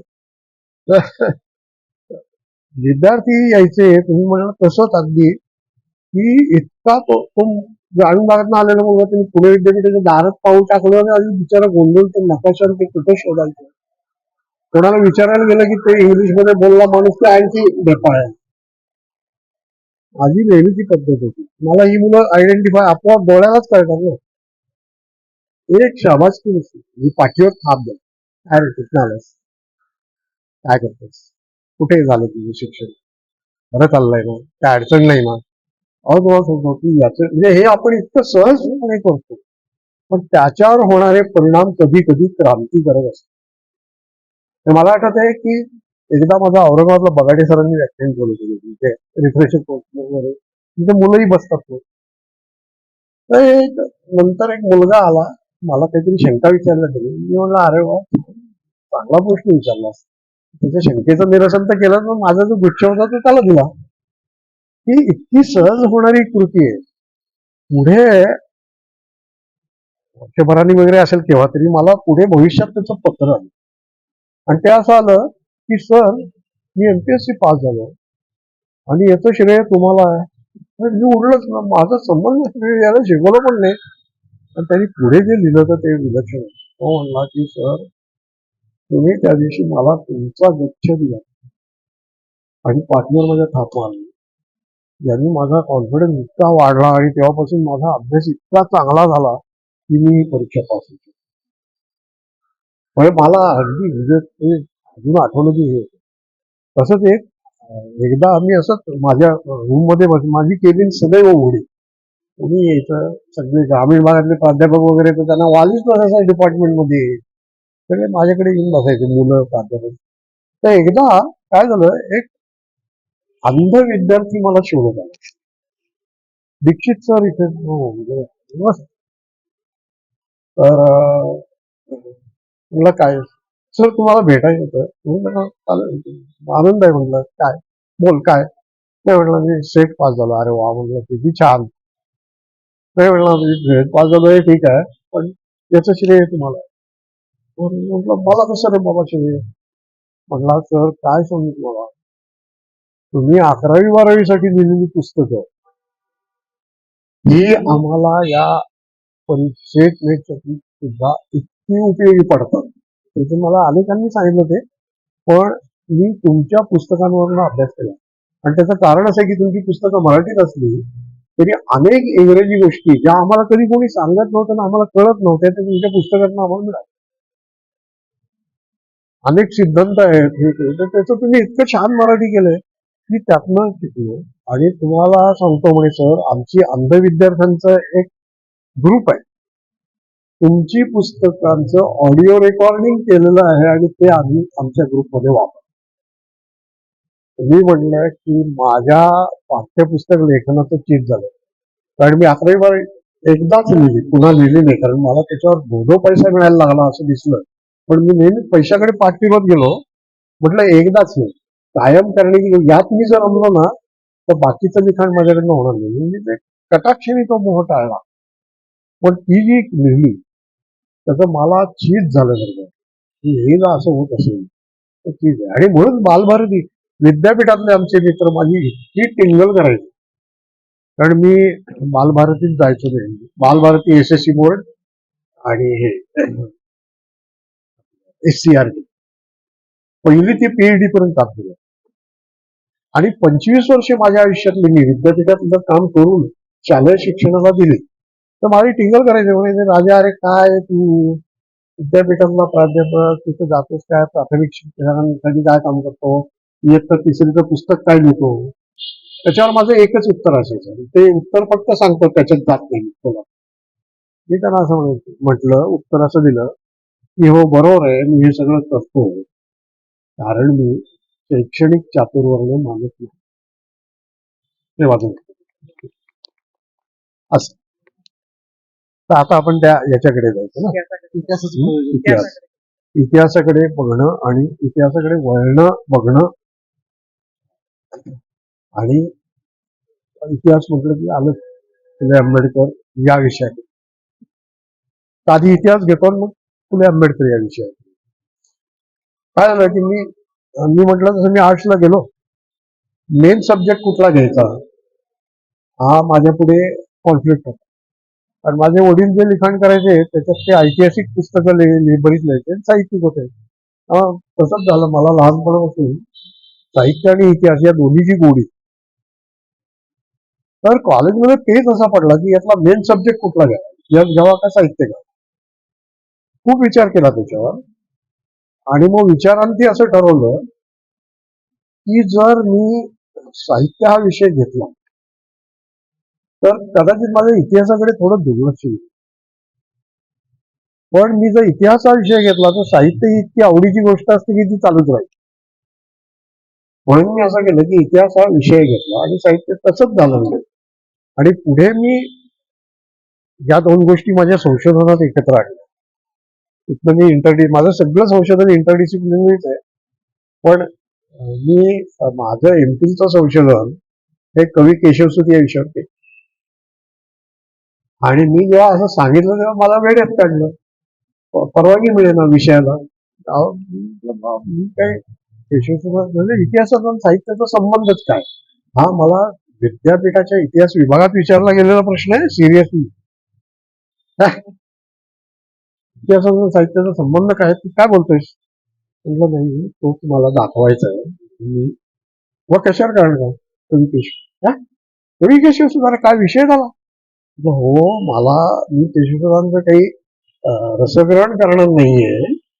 मला केशवसुतांची कविता आणि तत्कालीन सामाजिकता याच्यातलं नातं दाखवायचं. वाङ्मय ही सामाजिक निर्मिती असते आणि सामाजिक शक्ती पण असते. तर सामाजिक परिस्थितीचे वाङ्मयावर काय परिणाम झाले आणि वाङ्मयाची सामाजिक परिस्थिती हे मला दाखवायचं आहे. केशवसूत हे त्याच्यासाठीचं सर्वोत्तम उदाहरण आहे. म्हणून मला त्यांच्या कवितेवर काम करायचं. देशपांडे सर जे मगाशी म्हणलो ना, त्यांनी त्यावेळेस मला संरक्षण दिलं. ते म्हणले तो बोलतोय ते बरोबर आहे, त्याला काम करू दे. किंबहुना झालं तर असं की मी एमफिलच्या परीक्षेत पहिला आलो आणि सरांनी म्हणजे हे तसे काही आयुष्यभर लक्षात राहणारे अनुभव असतात. तरी मला त्यांच्या केबिन मध्ये बोलवलं आणि मला म्हणलं, राजा हा तुझा पेपर. हा पेपर म्हणलं तसं झालं की आता काय ऐकायला मिळणार, हा तुझा पेपर असं काढून दिल्यावर काय होणार हो. अतिशय अप्रतिम पेपर आहे. आणि साहित्यावर जो प्रश्न मी विचारला होता परीक्षेत एक साहित्याच्या अनुषंगाने, त्याचं तू एकट्याने उत्तर लिहिलंस आणि ते एक्स्ट्रा ऑर्डिनरी आहे. तर हा पेपर तू घरी घेऊन जा. तर बघा, परीक्षेचा पेपर कोण असं करेल? हा घरी घेऊन जा, शांतपणे वाच आणि मग मला पेपर गठ्ठ्यातनं काढून दिला जा. कारण विश्वास केवढा यानी मला तो आपण त्यातनं तोच त्या केशवसुतांचं त्यात मी कवितांचं परत केलं होतं. केशवसुतांवर काम केलं आणि तेव्हा वेळात जरी काढलं असलं मला तरी माझं ते एमफिलचं काम जेव्हा संपलं तेव्हा मी विभागाच्या इतिहासातला पहिला विद्यार्थी होतो की ज्याला ओ ग्रेड मिळाली औचित्याने. ती ग्रेड मिळाली आणि पुढे त्याचं पुस्तक प्रकाशित झालं. ते नारायण सुर्वे यांनी केलं. विलक्षण आहे ते. आणि ते काय झालं, ते नारायण सुर्वेंनी तरी कसं करावं म्हणजे कसं योग येत जातात बघा. अनिल कांबळे म्हणून आमचा मित्र, कवितेचे 2 दिवस असं साहित्य संमेलनासारखं कवितांचं संमेलन, त्यात नारायण सुर्वेंची आम्ही मुलाखत घेतली. ते केशवसुतांविषयी भरभरून बोलले. कारण मुलाखत संपल्यावर मी त्यांना म्हटलं की केशवसुतांवर तुम्ही बोलला, मी केशवसुतांवर माझं एमफिलचं काम केलं. अरे म्हणलं, मला ते आणून दे तुझा प्रबंध. तर मला त्याच्या एवढे मोठे मराठीतले कवी, त्यांना मी काय प्रबंध ऍबस्ट्रॅक्ट दिलं दुसऱ्या दिवशी हातात. ते वाचलं आणि मला म्हणले, राजा तुझा प्रबंध मला दे, याचं पुस्तक करायचं. नारायण सुर्वे यांनी माझा तो प्रबंध छापला, लोकवाङ्मय करते. आणि त्या प्रबंधावर साहित्य पत्रिकेत कुणी अभिप्राय लिहावा, राजा जाधव. आणि असाच प्रचंड कोट मी जपून ठेवला. त्यांच्या पुस्तकातही पुढे त्यांनी तो अभिप्राय समाविष्ट केला त्यांच्या एका पुस्तकात. म्हणजे कसं होतं बघा की यश हे जे आहे ते झालं आणि मग तो ट्रेंड मग पुढे पडला. आता माझ्या विद्यार्थ्यांनी तसे पुष्कळ कामं केली असं. तर ते एक झालं ते एमफिलचं. पण नाही इतिहासाची कल्पना जी आहे ती संकुचित असते का?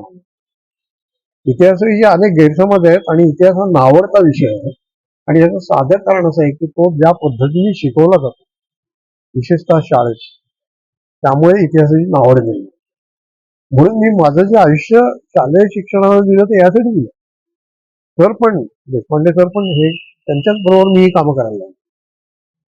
आणि एक काळ तर पुढे असा आला की बालभारती एसएससी बोर्ड आणि SCRT याच्या तिन्हीच्या इतिहास समित्यांचा मी अध्यक्ष होतो आणि तिकडे BOS वर होतो. म्हणजे पहिली ते PhD इतिहासाचे अभ्यासक्रम, इतिहासाची पाठ्यपुस्तकं, शिक्षक प्रशिक्षण सगळ्याही समजलं आणि मग त्यात अनेक प्रयोग केले आणि हे केलं म्हणजे कारण का तर ही जी इतिहासाची नवी संकल्पना आमची मनात निर्माण झाली की इतिहास म्हणजे सनावळ आहे किती.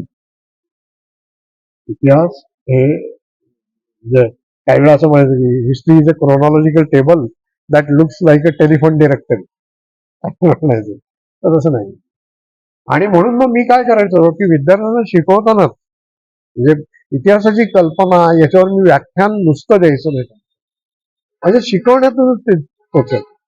मग मी काय करायचो त्यांना म्हणायचं की बाबा सनावळ आहे. आता मी तुम्हाला ही द्यायचो 1818 1857 1885 1920 47 वगैरे. आता हे काय तुम्ही म्हणायचं ही तुम्हाला कंटाळा आणणारी ही ठराविक सनावली ही पॉलिटिकल हिस्ट्रीची सनावली आणि एका चाकोरीबद्ध पद्धतीने तुमच्यापर्यंत पोहोचतो. आता याच्या शेजारी मी दुसरी एक सनावली म्हणतो आणि तिसरी म्हणतो. असं म्हणून मी त्यांना इकॉनॉमिक हिस्ट्रीतले लँडमार्क याला पॅरलल कसे होते की ब्रिटिश इकॉनॉमी जी आहे आली आपल्याकडे त्याच्या 3 फेजेस काय आणि त्या 3 फेजेस प्रमाणे म्हणजे इंग्लंडमध्ये जसे बदल होत गेले त्याप्रमाणे त्यांच्या इथल्या शोषणाचं आणि वसाहतवादाचं स्वरूप कसं बदलत गेलं त्याच्या दुष्परिणामांचं स्वरूप कसं बदलत गेलं आणि ते बदलत गेलं त्यानुसार इथली जागृती कशी वाढत गेली आणि स्वातंत्र्य चळवळ कशी रुंदावत गेली हे शिकवलं. हे करताना मी त्यांना असंही सांगायचो की अरे इतिहासाकडे आपण कसं बघतो की 1857 म्हटलं की आपल्या डोळ्यासमोर फक्त स्वातंत्र्य समर त्याला काही म्हणा काही जण भट पाडण्यांचे बंड फुल्यांनी भट पाडण्यांचे बंड म्हणून निकालात काढलं तर कोणी त्याला उठाव म्हणतं कोणी काय जे असेल ते पण ते आपल्या डोळ्यासमोर येत. पण म्हटलं आपल्याला हे का नाही डोळ्यासमोर येत की 1857 साली भारतातली पहिली 3 विद्यापीठं स्थापन झाली. माझ्या मते ही तितकीच किंवा लॉंग टर्मचा विचार केला तर त्याहून अधिक क्रांतिकारक घटना नाही का 3 विद्यापीठं स्थापन झाली. आणि आणखी सांस्कृतिक क्षेत्रातलं उदाहरण सांगतो म्हटलं की मराठीतली पहिली कादंबरी त्या वर्षी लिहिली गेली आणि ती जी कादंबरी आहे यांची बराच आता एकदम चक्क नावच डोळ्यासमोर येणार असं कधी कधी आता व्हायला होतं. तर ती कादंबरी जी आहे ती कादंबरी विधवांच्या प्रश्नांवर आहे म्हटलं. यमुना पर्यटन बाबा पद्मनी यमुना पर्यटन. तर म्हटलं हे जे पर्यटन आहे हा प्रवास नाही आहे हा मानसिक प्रवास आहे वैचारिक प्रवास आहे. त्या यमुनेचा जो प्रवास आहे तो वैचारिक कसा झाला आहे विधवा विवाहाशी संबंधित कादंबरी आहे. आणि मग मी त्यांना हेही सांगायचो की ही जी कादंबरी आहे तुम्हाला नुसतं माहिती ऐकून ही पहिली कादंबरी म्हटलं मराठीच्याही बऱ्याचशा विद्यार्थ्यांनाही माहिती नाही पण मी तुम्हाला सांगतो की या कादंबरीची प्रस्तावना काय होती आणि तिला परिशिष्ट काय होतं माहितीये नाही. म्हटलं या कादंबरीची प्रस्तावना म्हणून दादोबा पांडुरंग यांचा निबंध बनलेला होता की जो विधवा विवाह विषयक सुधारणावादी निबंध आणि याला परिशिष्ट काय होतं तर 1856ला तो जो विधवा विषयक कायदा झाला विधवा विवाह विषयक त्याचं टेक्स्ट शोधलेलं आणि पुढे जेव्हा थोड्या वर्षांनी त्याची दुसरी आवृत्ती प्रकाशित झाली तेव्हा म्हटलं त्या आवृत्तीत आपले महात्मा फुले भालेकर कृष्णराव भालेकरांचा एक ही सुधारणांची एक ते नाव्यांच्या संपाची कल्पना त्यांचीच ना. तर त्याचा पुरस्कार करणारा लेख परिशिष्ट म्हणून या कादंबरीला जोडला. म्हणजे म्हटलं बघा साहित्याकडे साहित्य हे कसं सामाजिक असतं आणि असू शकतो आणि त्याच्याकडे कसं पाहतं हे. म्हणून म्हटलं इतिहास एक तर काय आहे की इतिहासाचं जे बदललेलं तत्वज्ञान आहे ना त्यानुसार आता आम्ही इतिहासाची व्याख्या कशी करतो. मी तुम्हाला मोठेली नावं सांगितली नावांचं ते काय ते इम्प्रेशन पाडण्याचं हे भाषण नाही किंवा चर्चा नाही. नावं जाऊ दे. इतिहासाची आधुनिक व्याख्या अशी की इतिहास हा वर्तमान काळ भूतकाळ आणि वर्तमान काळ याच्यात सातत्याने चाललेला संवाद आहे. Continuous dialogue between the past and the future. म्हणजे बघा तुम्ही काय असतं की इतिहासकार जो आहे तो वर्तमान काळाचं प्रॉडक्ट असतो. मी या काळाचा आहे पण मी लिहितोय त्या काळावर. तर असं मला का वाटतं की मी ते लिहावं तर माझा संदर्भ वर्तमानाचा असतो आणि वर्तमानाचा जो तो संदर्भ आहे त्या संदर्भात मी भूतकाळात शिरतो आणि त्या भूतकाळाशी संवाद करून माझ्या वर्तमान संदर्भात त्या इतिहासाची मांडणी करतो. म्हणून कसं आहे मी एक असं काही वेळा अशी सुभाषित वजा वाक्य तयार करावी लागतात तसं मी केलेलं आहे. इतिहास हा नुसता घटनासृष्टीत नसून तो इतिहासकाराच्या दृष्टीतही असतो. आणि म्हणून काय आहे माहिती का घटनासृष्टीत नुसता नसून तो इतिहासकाराच्या दृष्टीने तुम्हाला असं दिसेल की हिस्ट्री हा जो शब्द आहे ना तो एक वचनी नाहीच तो अनेक वचनी. There are many histories plural आहे आणि त्याच्यातल्या अनेक कॉम्पिटिंग हिस्ट्री असतात जे एकमेकांशी स्पर्धा करणारे इतिहास असतात. आणि म्हणून अभिजन इतिहास आणि बहुजन इतिहास असं वेगळं असू शकतं. वरून शिखराकडून तळाकडे इतिहास पण तळाकडून इतिहास. पण जो जो इतिहास आधी लिहिला गेला तो अभिजन होता. इतिहासाचं लेखन म्हणजे इतिहास नुसता डायलेक्टिकल नसतो. आपण म्हणतो ना डायलेक्टिकल मटेरियलिझम मार्क्स. द्वंद्वात्मक प्रक्रिया ही इतिहासाच्या घडणीची नुसती नाही तर इतिहास लेखनाची प्रक्रिया पण द्वंद्वात्मक आहे. आणि म्हणून काय झालं इतिहास हे आधुनिक शास्त्र म्हणून आपल्याला कोणाकडनं आलं ब्रिटिशांकडे. पण मग लक्षात यायला लागलं आपल्या बुद्धिमत्तेनंतर की अरे हे तर साम्राज्यवादी इतिहास आहे हा. हे त्यांचं टूल आहे.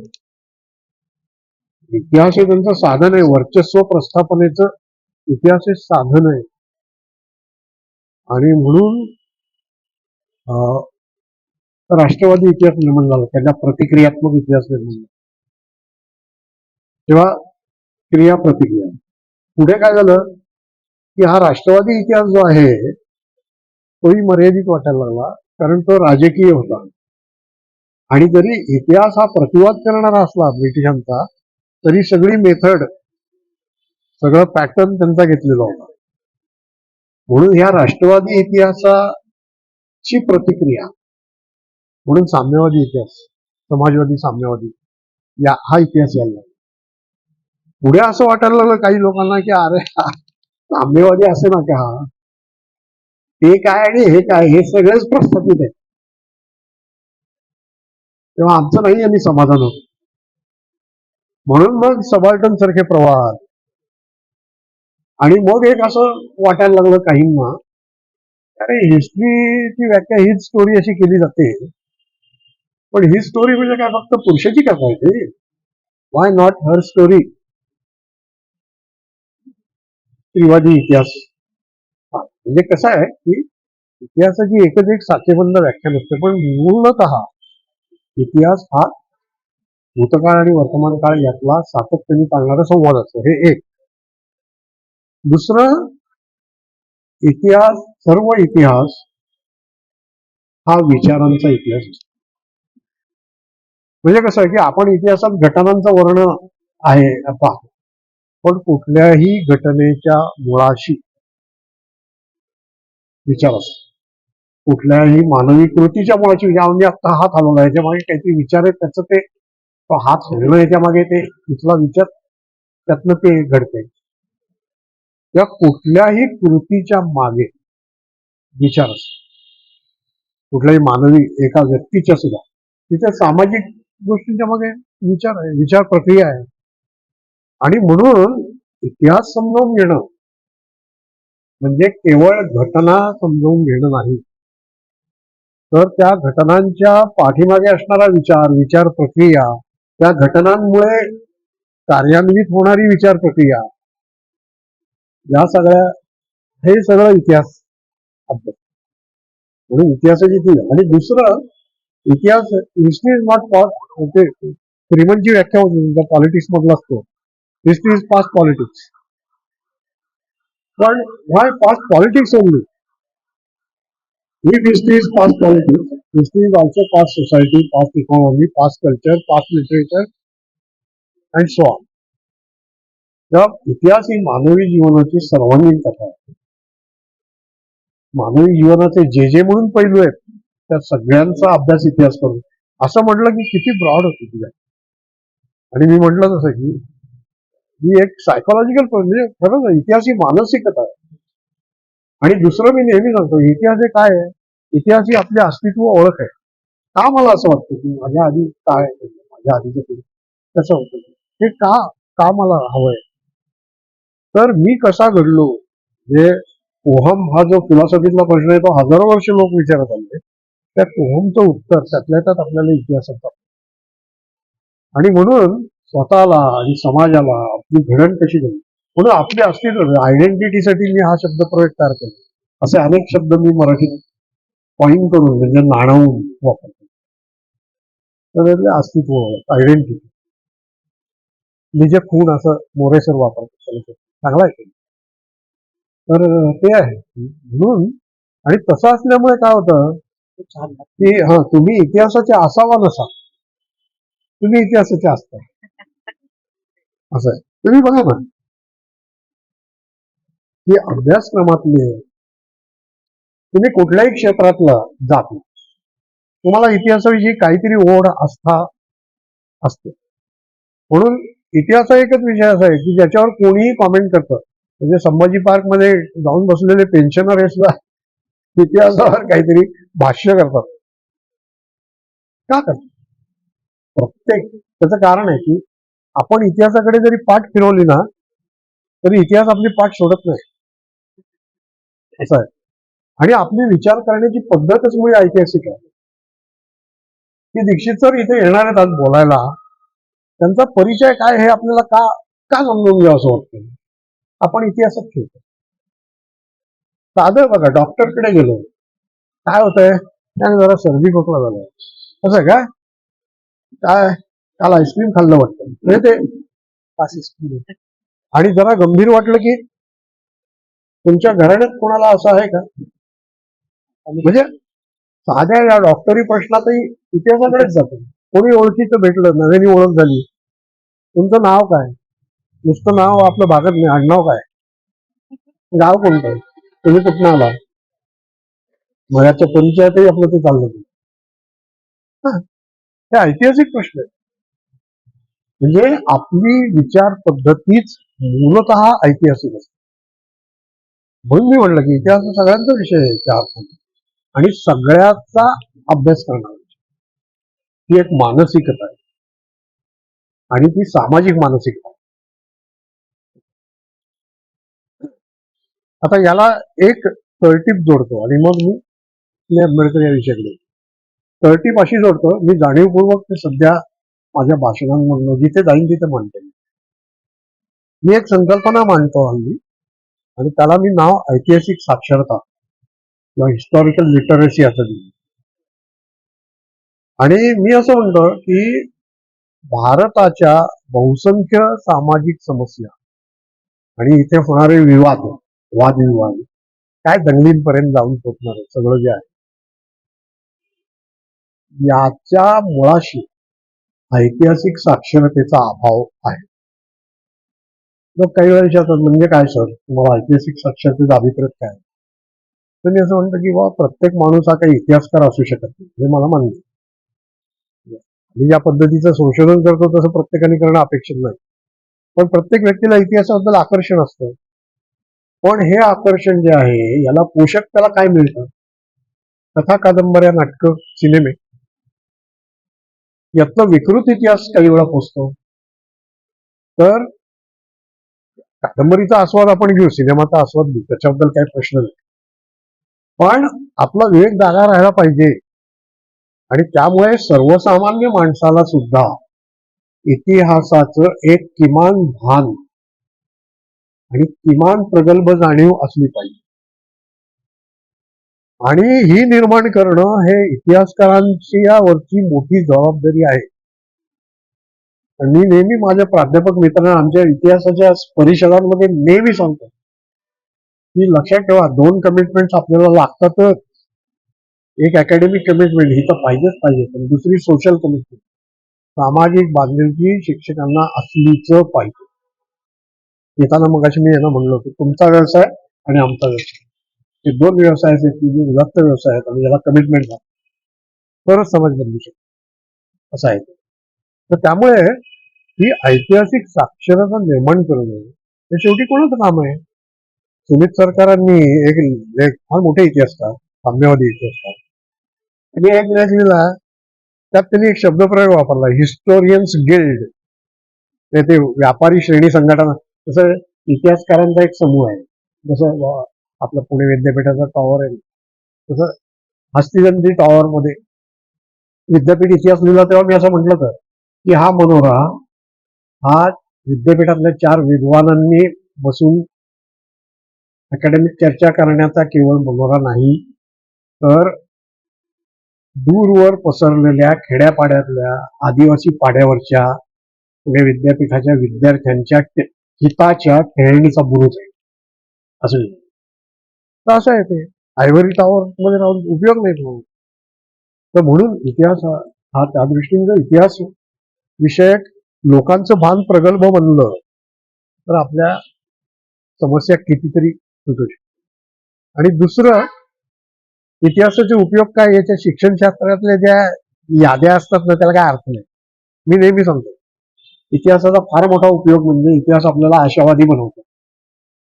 आता सध्या आपण म्हणतो ना, काय लोक हुकुमशाही आहोतच, ते सगळं वातावरण येतच आहे, पण खचायचं काय कारण नाही. मी नेहमी सांगतो मी इतिहासाचा माणूस आहे, मी खचत नाही. का? तर माझा विषय इतिहास आहे. इतिहास मला असं सांगतो की जसं दिवस रात्र हे चक्र आहे तसं इतिहासामध्ये सुद्धा चक्र असतं. काळे कालखंड येतात, डार्क एजेस येतात, पण कुठलं एज हे संपूर्ण डार्क एज तर नसतं, त्यालाही कुठेतरी सोनेरी किनार असते, हे एक. आणि काळे कालखंड येतात तसे ते जातात. इतिहास आपल्याला हे सांगतो की प्रत्येक हुकुमशाहीचा अंत हा ठरलेला असतो आणि बरेच वेळा तो वाईट असतो. त्यामुळे इतिहास हा आशावाद देणारा विषय असं. आता मी 4 पटकन संबोधन आणि महात्मा फुले आणि डॉक्टर आंबेडकर. हो हो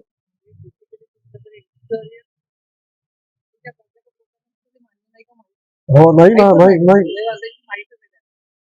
त्याचं कारण ते इतिहासाचं पुस्तक शिकवतात, इतिहास शिकवत नाही असं. हे पुस्तक सुद्धा पारंपरिक पद्धतीने लिहिलेलं पुस्तक.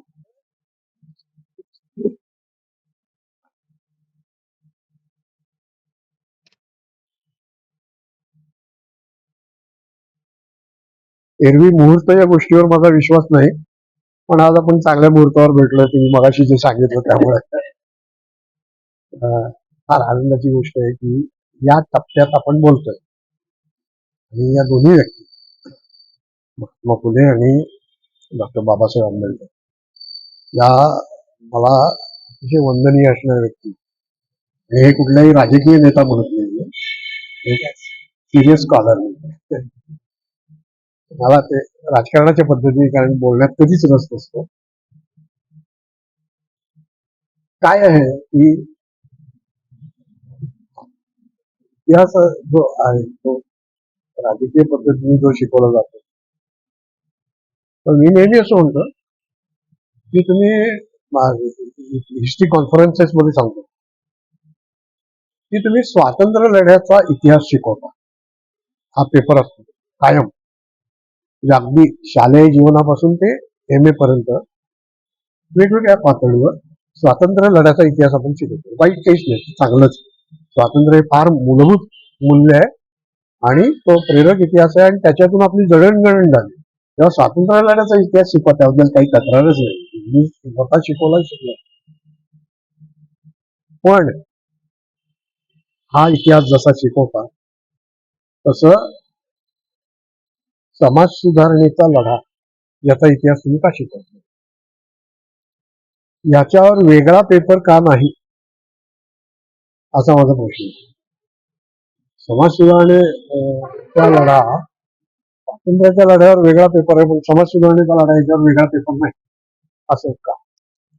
आणि म्हणून मी हे नेहमी सांगत आलो की अभ्यासक्रम बदलताना तुम्ही असा पेपर डिझाईन करा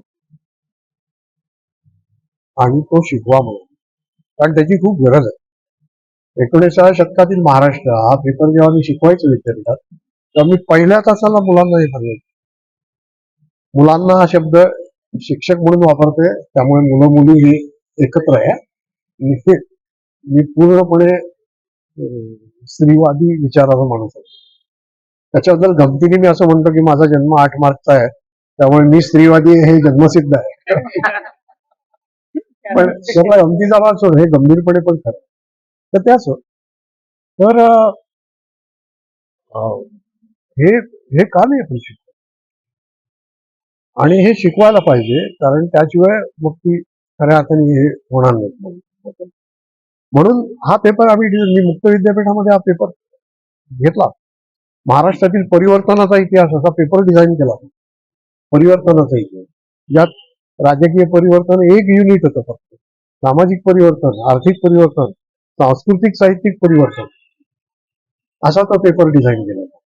असं तर म्हणून समाज सुधारणेच्या इतिहासाकडे आपण फार दुर्लक्ष केलं की ज्या एका शैक्षणिक वैगुण्यामुळे आपल्यात सामाजिक वैगुण्य जे आहे तेही हातभार लागला का, केवळ त्यामुळे निर्माण नसेल झालं, कारण ते फार जुना रोग आहे तो, पण हातभार लागला का. तर म्हणून हे करायची गरज आहे. आणि मग हे करायचं झालं तर मग आपल्याला इकडेच यावं लागतं. आपण समाज सुधारणेचा इतिहास शिकवताना सुद्धा काय करतो की बाळशास्त्री जांभेकरांपासून न्यायमूर्ती रानड्यांपर्यंत इतिहास शिकवतो. त्यात चूक काही नाही. मला यातल्या प्रत्येक विषयी अत्यंत रानडे हे तुम्हाला एका परीने दैवत आहे, कारण ते खऱ्या अर्थाने सर्वांगीण सुधारक होते. म्हणजे ज्याला हिमालयन असं व्यक्तिमत्व म्हणतात तसं ते गांधींनी सुद्धा त्याला तसंच म्हटलंय. तर असं पण काय आहे की ह्या शेवटी काय आहे की यांनी केलेले प्रयत्न, यांनी केलेलं काम मोलाचं होतं. मध्यम वर्गाचा इतिहास याच्यावर माझा PhDचा थिसिस आहे. पण मी त्या थिसिसच्या निष्कर्षात कुठेतरी असं लिहिलंय की मध्यम वर्गाला कनिष्ठ वर्गाविषयी प्रेम नव्हतं असं नाही, म्हणजे हा नव्याने उदयाला आलेला. कनिष्ठ वर्गाविषयी आस्था नव्हती असं नाही, त्यांच्यासाठी काम करावं, त्यांचा उद्धार व्हावा हे होतं. परंतु जॉर्ज ऑरवेलची परिभाषा वापरून ॲनिमल फार्मचा जो शेवट आहे, all animals are equal but some animals are more equal, अत्यंत सुंदर शेवट आहे. सटायरची अगदी हाईट आहे. तर तसं या मध्यम वर्गाला हे सगळे आस्था होती, पण तरी सुद्धा समानातील अधिक समान म्हणजे याच्याकडे त्याचा कल होता. म्हणून काय झालं की त्याच्यात एक रॅडिकल ऍस्पेक्ट ज्याला म्हणतो तो कमी पडायचा, विद्रोह कमी पडायचा. सुधारणेचं तत्व त्यांनी सांगितलं, पण ते विद्रोह कमी पडायचं. आणि विद्रोह हा सुद्धा कसं असतं, रिलेटिव्ह आहे म्हणजे सुरुवातीला सुधारणा सांगणे हाच विद्रोह. कारण पहिली समाज सुधारणावादी जी संस्था आहे, परमहंस सभा आणि मानव धर्म सभा, ते गुप्त म्हणजे क्रांतिकारकांच्या गुप्त मंडळ्या आपण ऐकलेल्या असतात, पण ही यांची मीटिंग गुप्तपणे व्हायची. इथनं सुरुवात आहे. सावित्रीबाईंना जे झेलावं लागलं ते आपल्याला माहिती आहे. अशी सुरुवात आहे. त्यामुळे मी त्याला दोष नाही देत.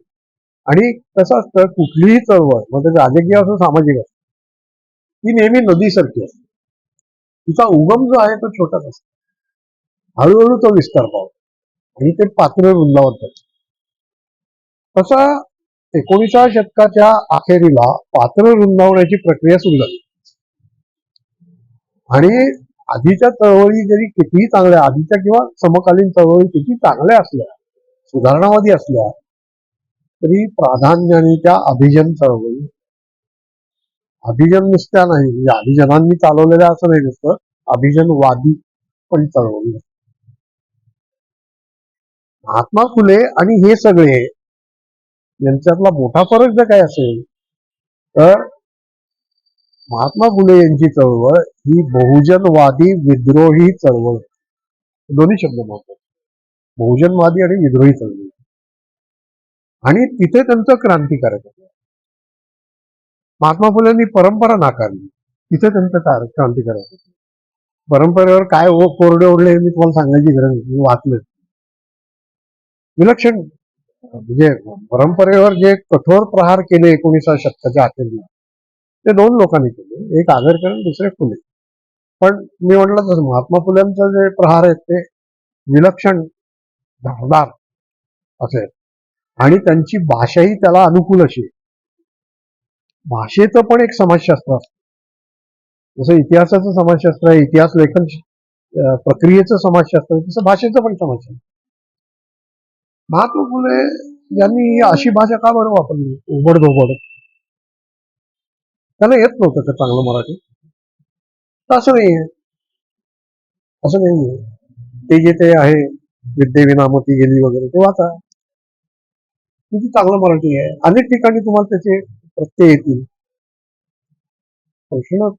प्रश्न तुमची भाषिक क्षमता काय आहे याचा नसतो. प्रश्न याचा असतो की तुम्हाला कुठली भाषा आणि कोणासाठी वापरायची आणि कशासाठी वापरायची. त्यांचा जो ऑडियन्स आहे, ऑडियन्स मी हे सोयीसाठी म्हणतो, ते ज्यांना संबोधित करत होते ते सामान्य लोक होते.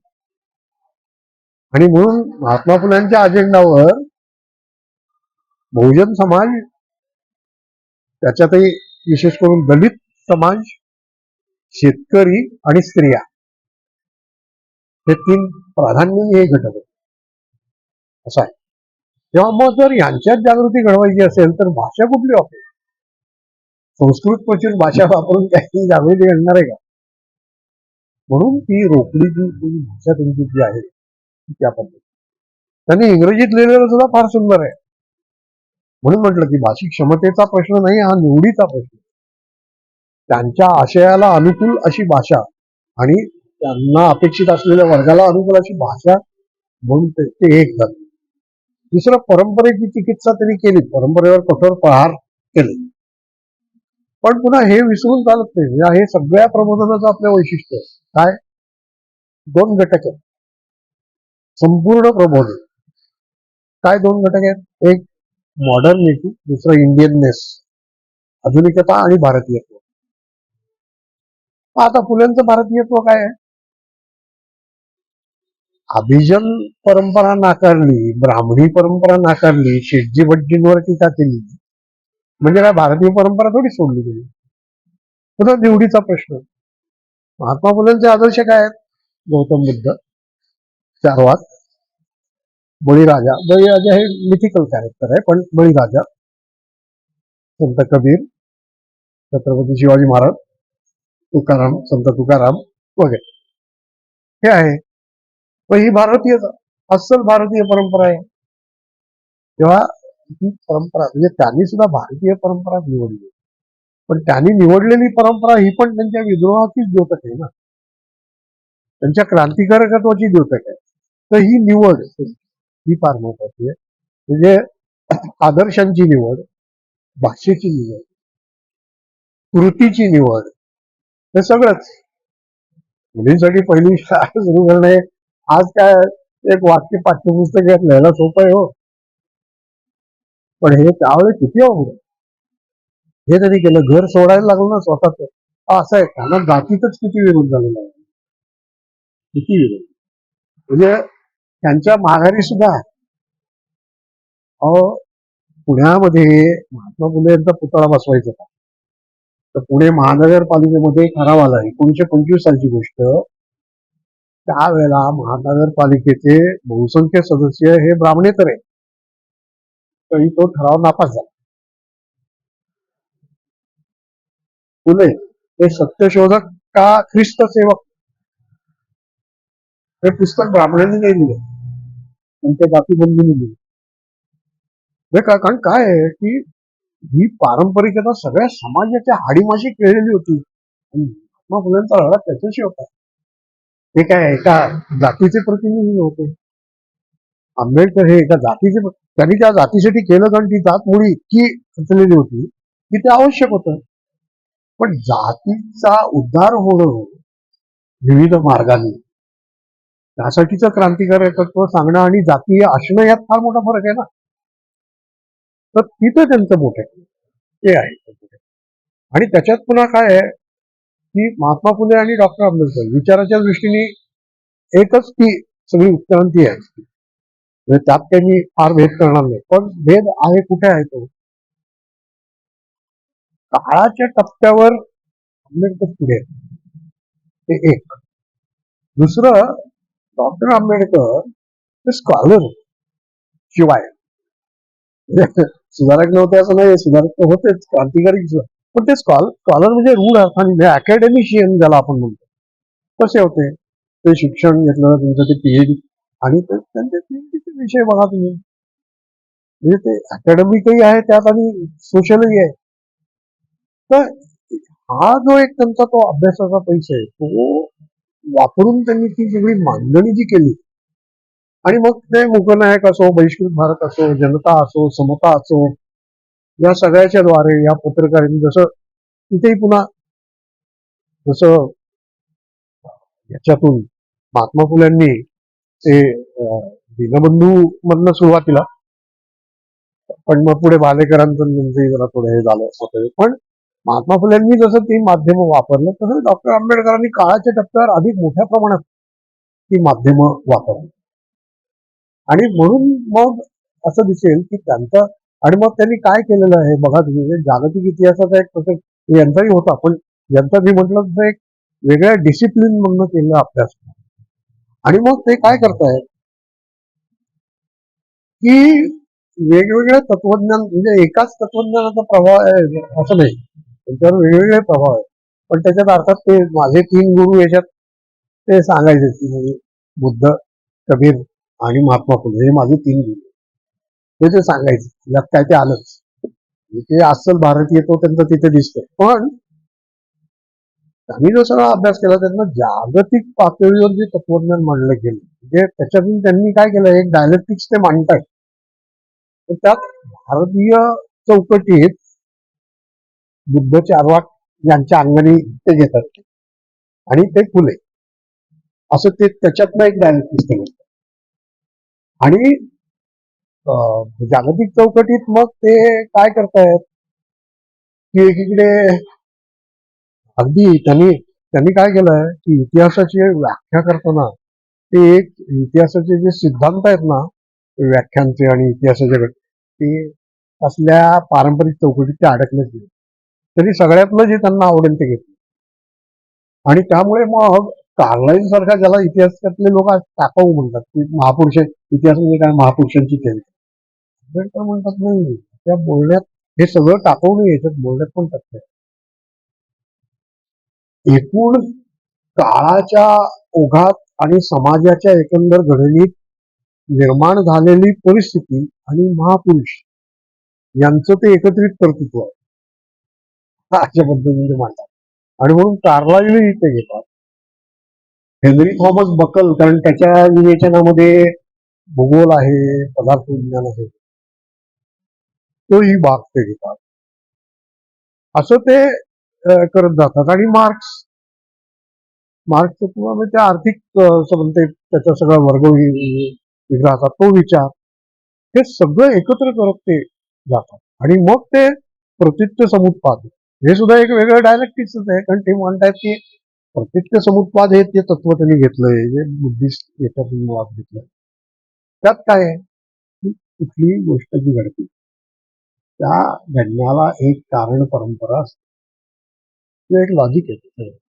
त्यामुळे ती कारण परंपरा शोधली पाहिजे आणि त्या कारण परंपरेनुसार ते समजून घेतलं पाहिजे, मग पुढे गेलं पाहिजे. हे जे प्रतीत्य समुत्पादाचं जे तत्व त्यांनी घेतलंय बाबासाहेबांनी, ते घेऊन आणि त्याला एक वेगळं वळण देऊन आणि त्याला एक विद्रोहाची जोड देऊन ते पुढे जाताना आपल्याला दिसतं. म्हणून एक ठाम वैचारिक अशी भूमिका, पण नुसती वैचारिकता नाही तर सामाजिकता, कृतिशीलता हे आहे. आणि त्याच्यातून मग कसं झालंय की ते कसं असतं, जिथे बेडेकरांनी प्रबोधनाबद्दल म्हटलं की ते अणुशक्ती कशी असते की ते अणुच्या ह्याच्यातून एक संबंध चेन रिॲक्शन निर्माण होते, तसं प्रबोधनाचं आहे. कसं आहे की त्यातलं जे काय उफळून आलं की साधं बघा तुम्ही दलित साहित्य हे जे आहे संबंध आंबेडकरी प्रेरणा आहे ना. आणि म्हणून मग प्रत्येक दलित कवी, म्हणजे जसं प्रत्येक कवी आईवर कविता करतो तसं प्रत्येक कवी दलित कवी आंबेडकरांवर करतो. पण ते का करतो, काय तो काय अंधश्रद्धेचा भाग नाही की, अरे आमच्या सगळ्या घडणीवरच त्या माणसाचा परिणाम आहे.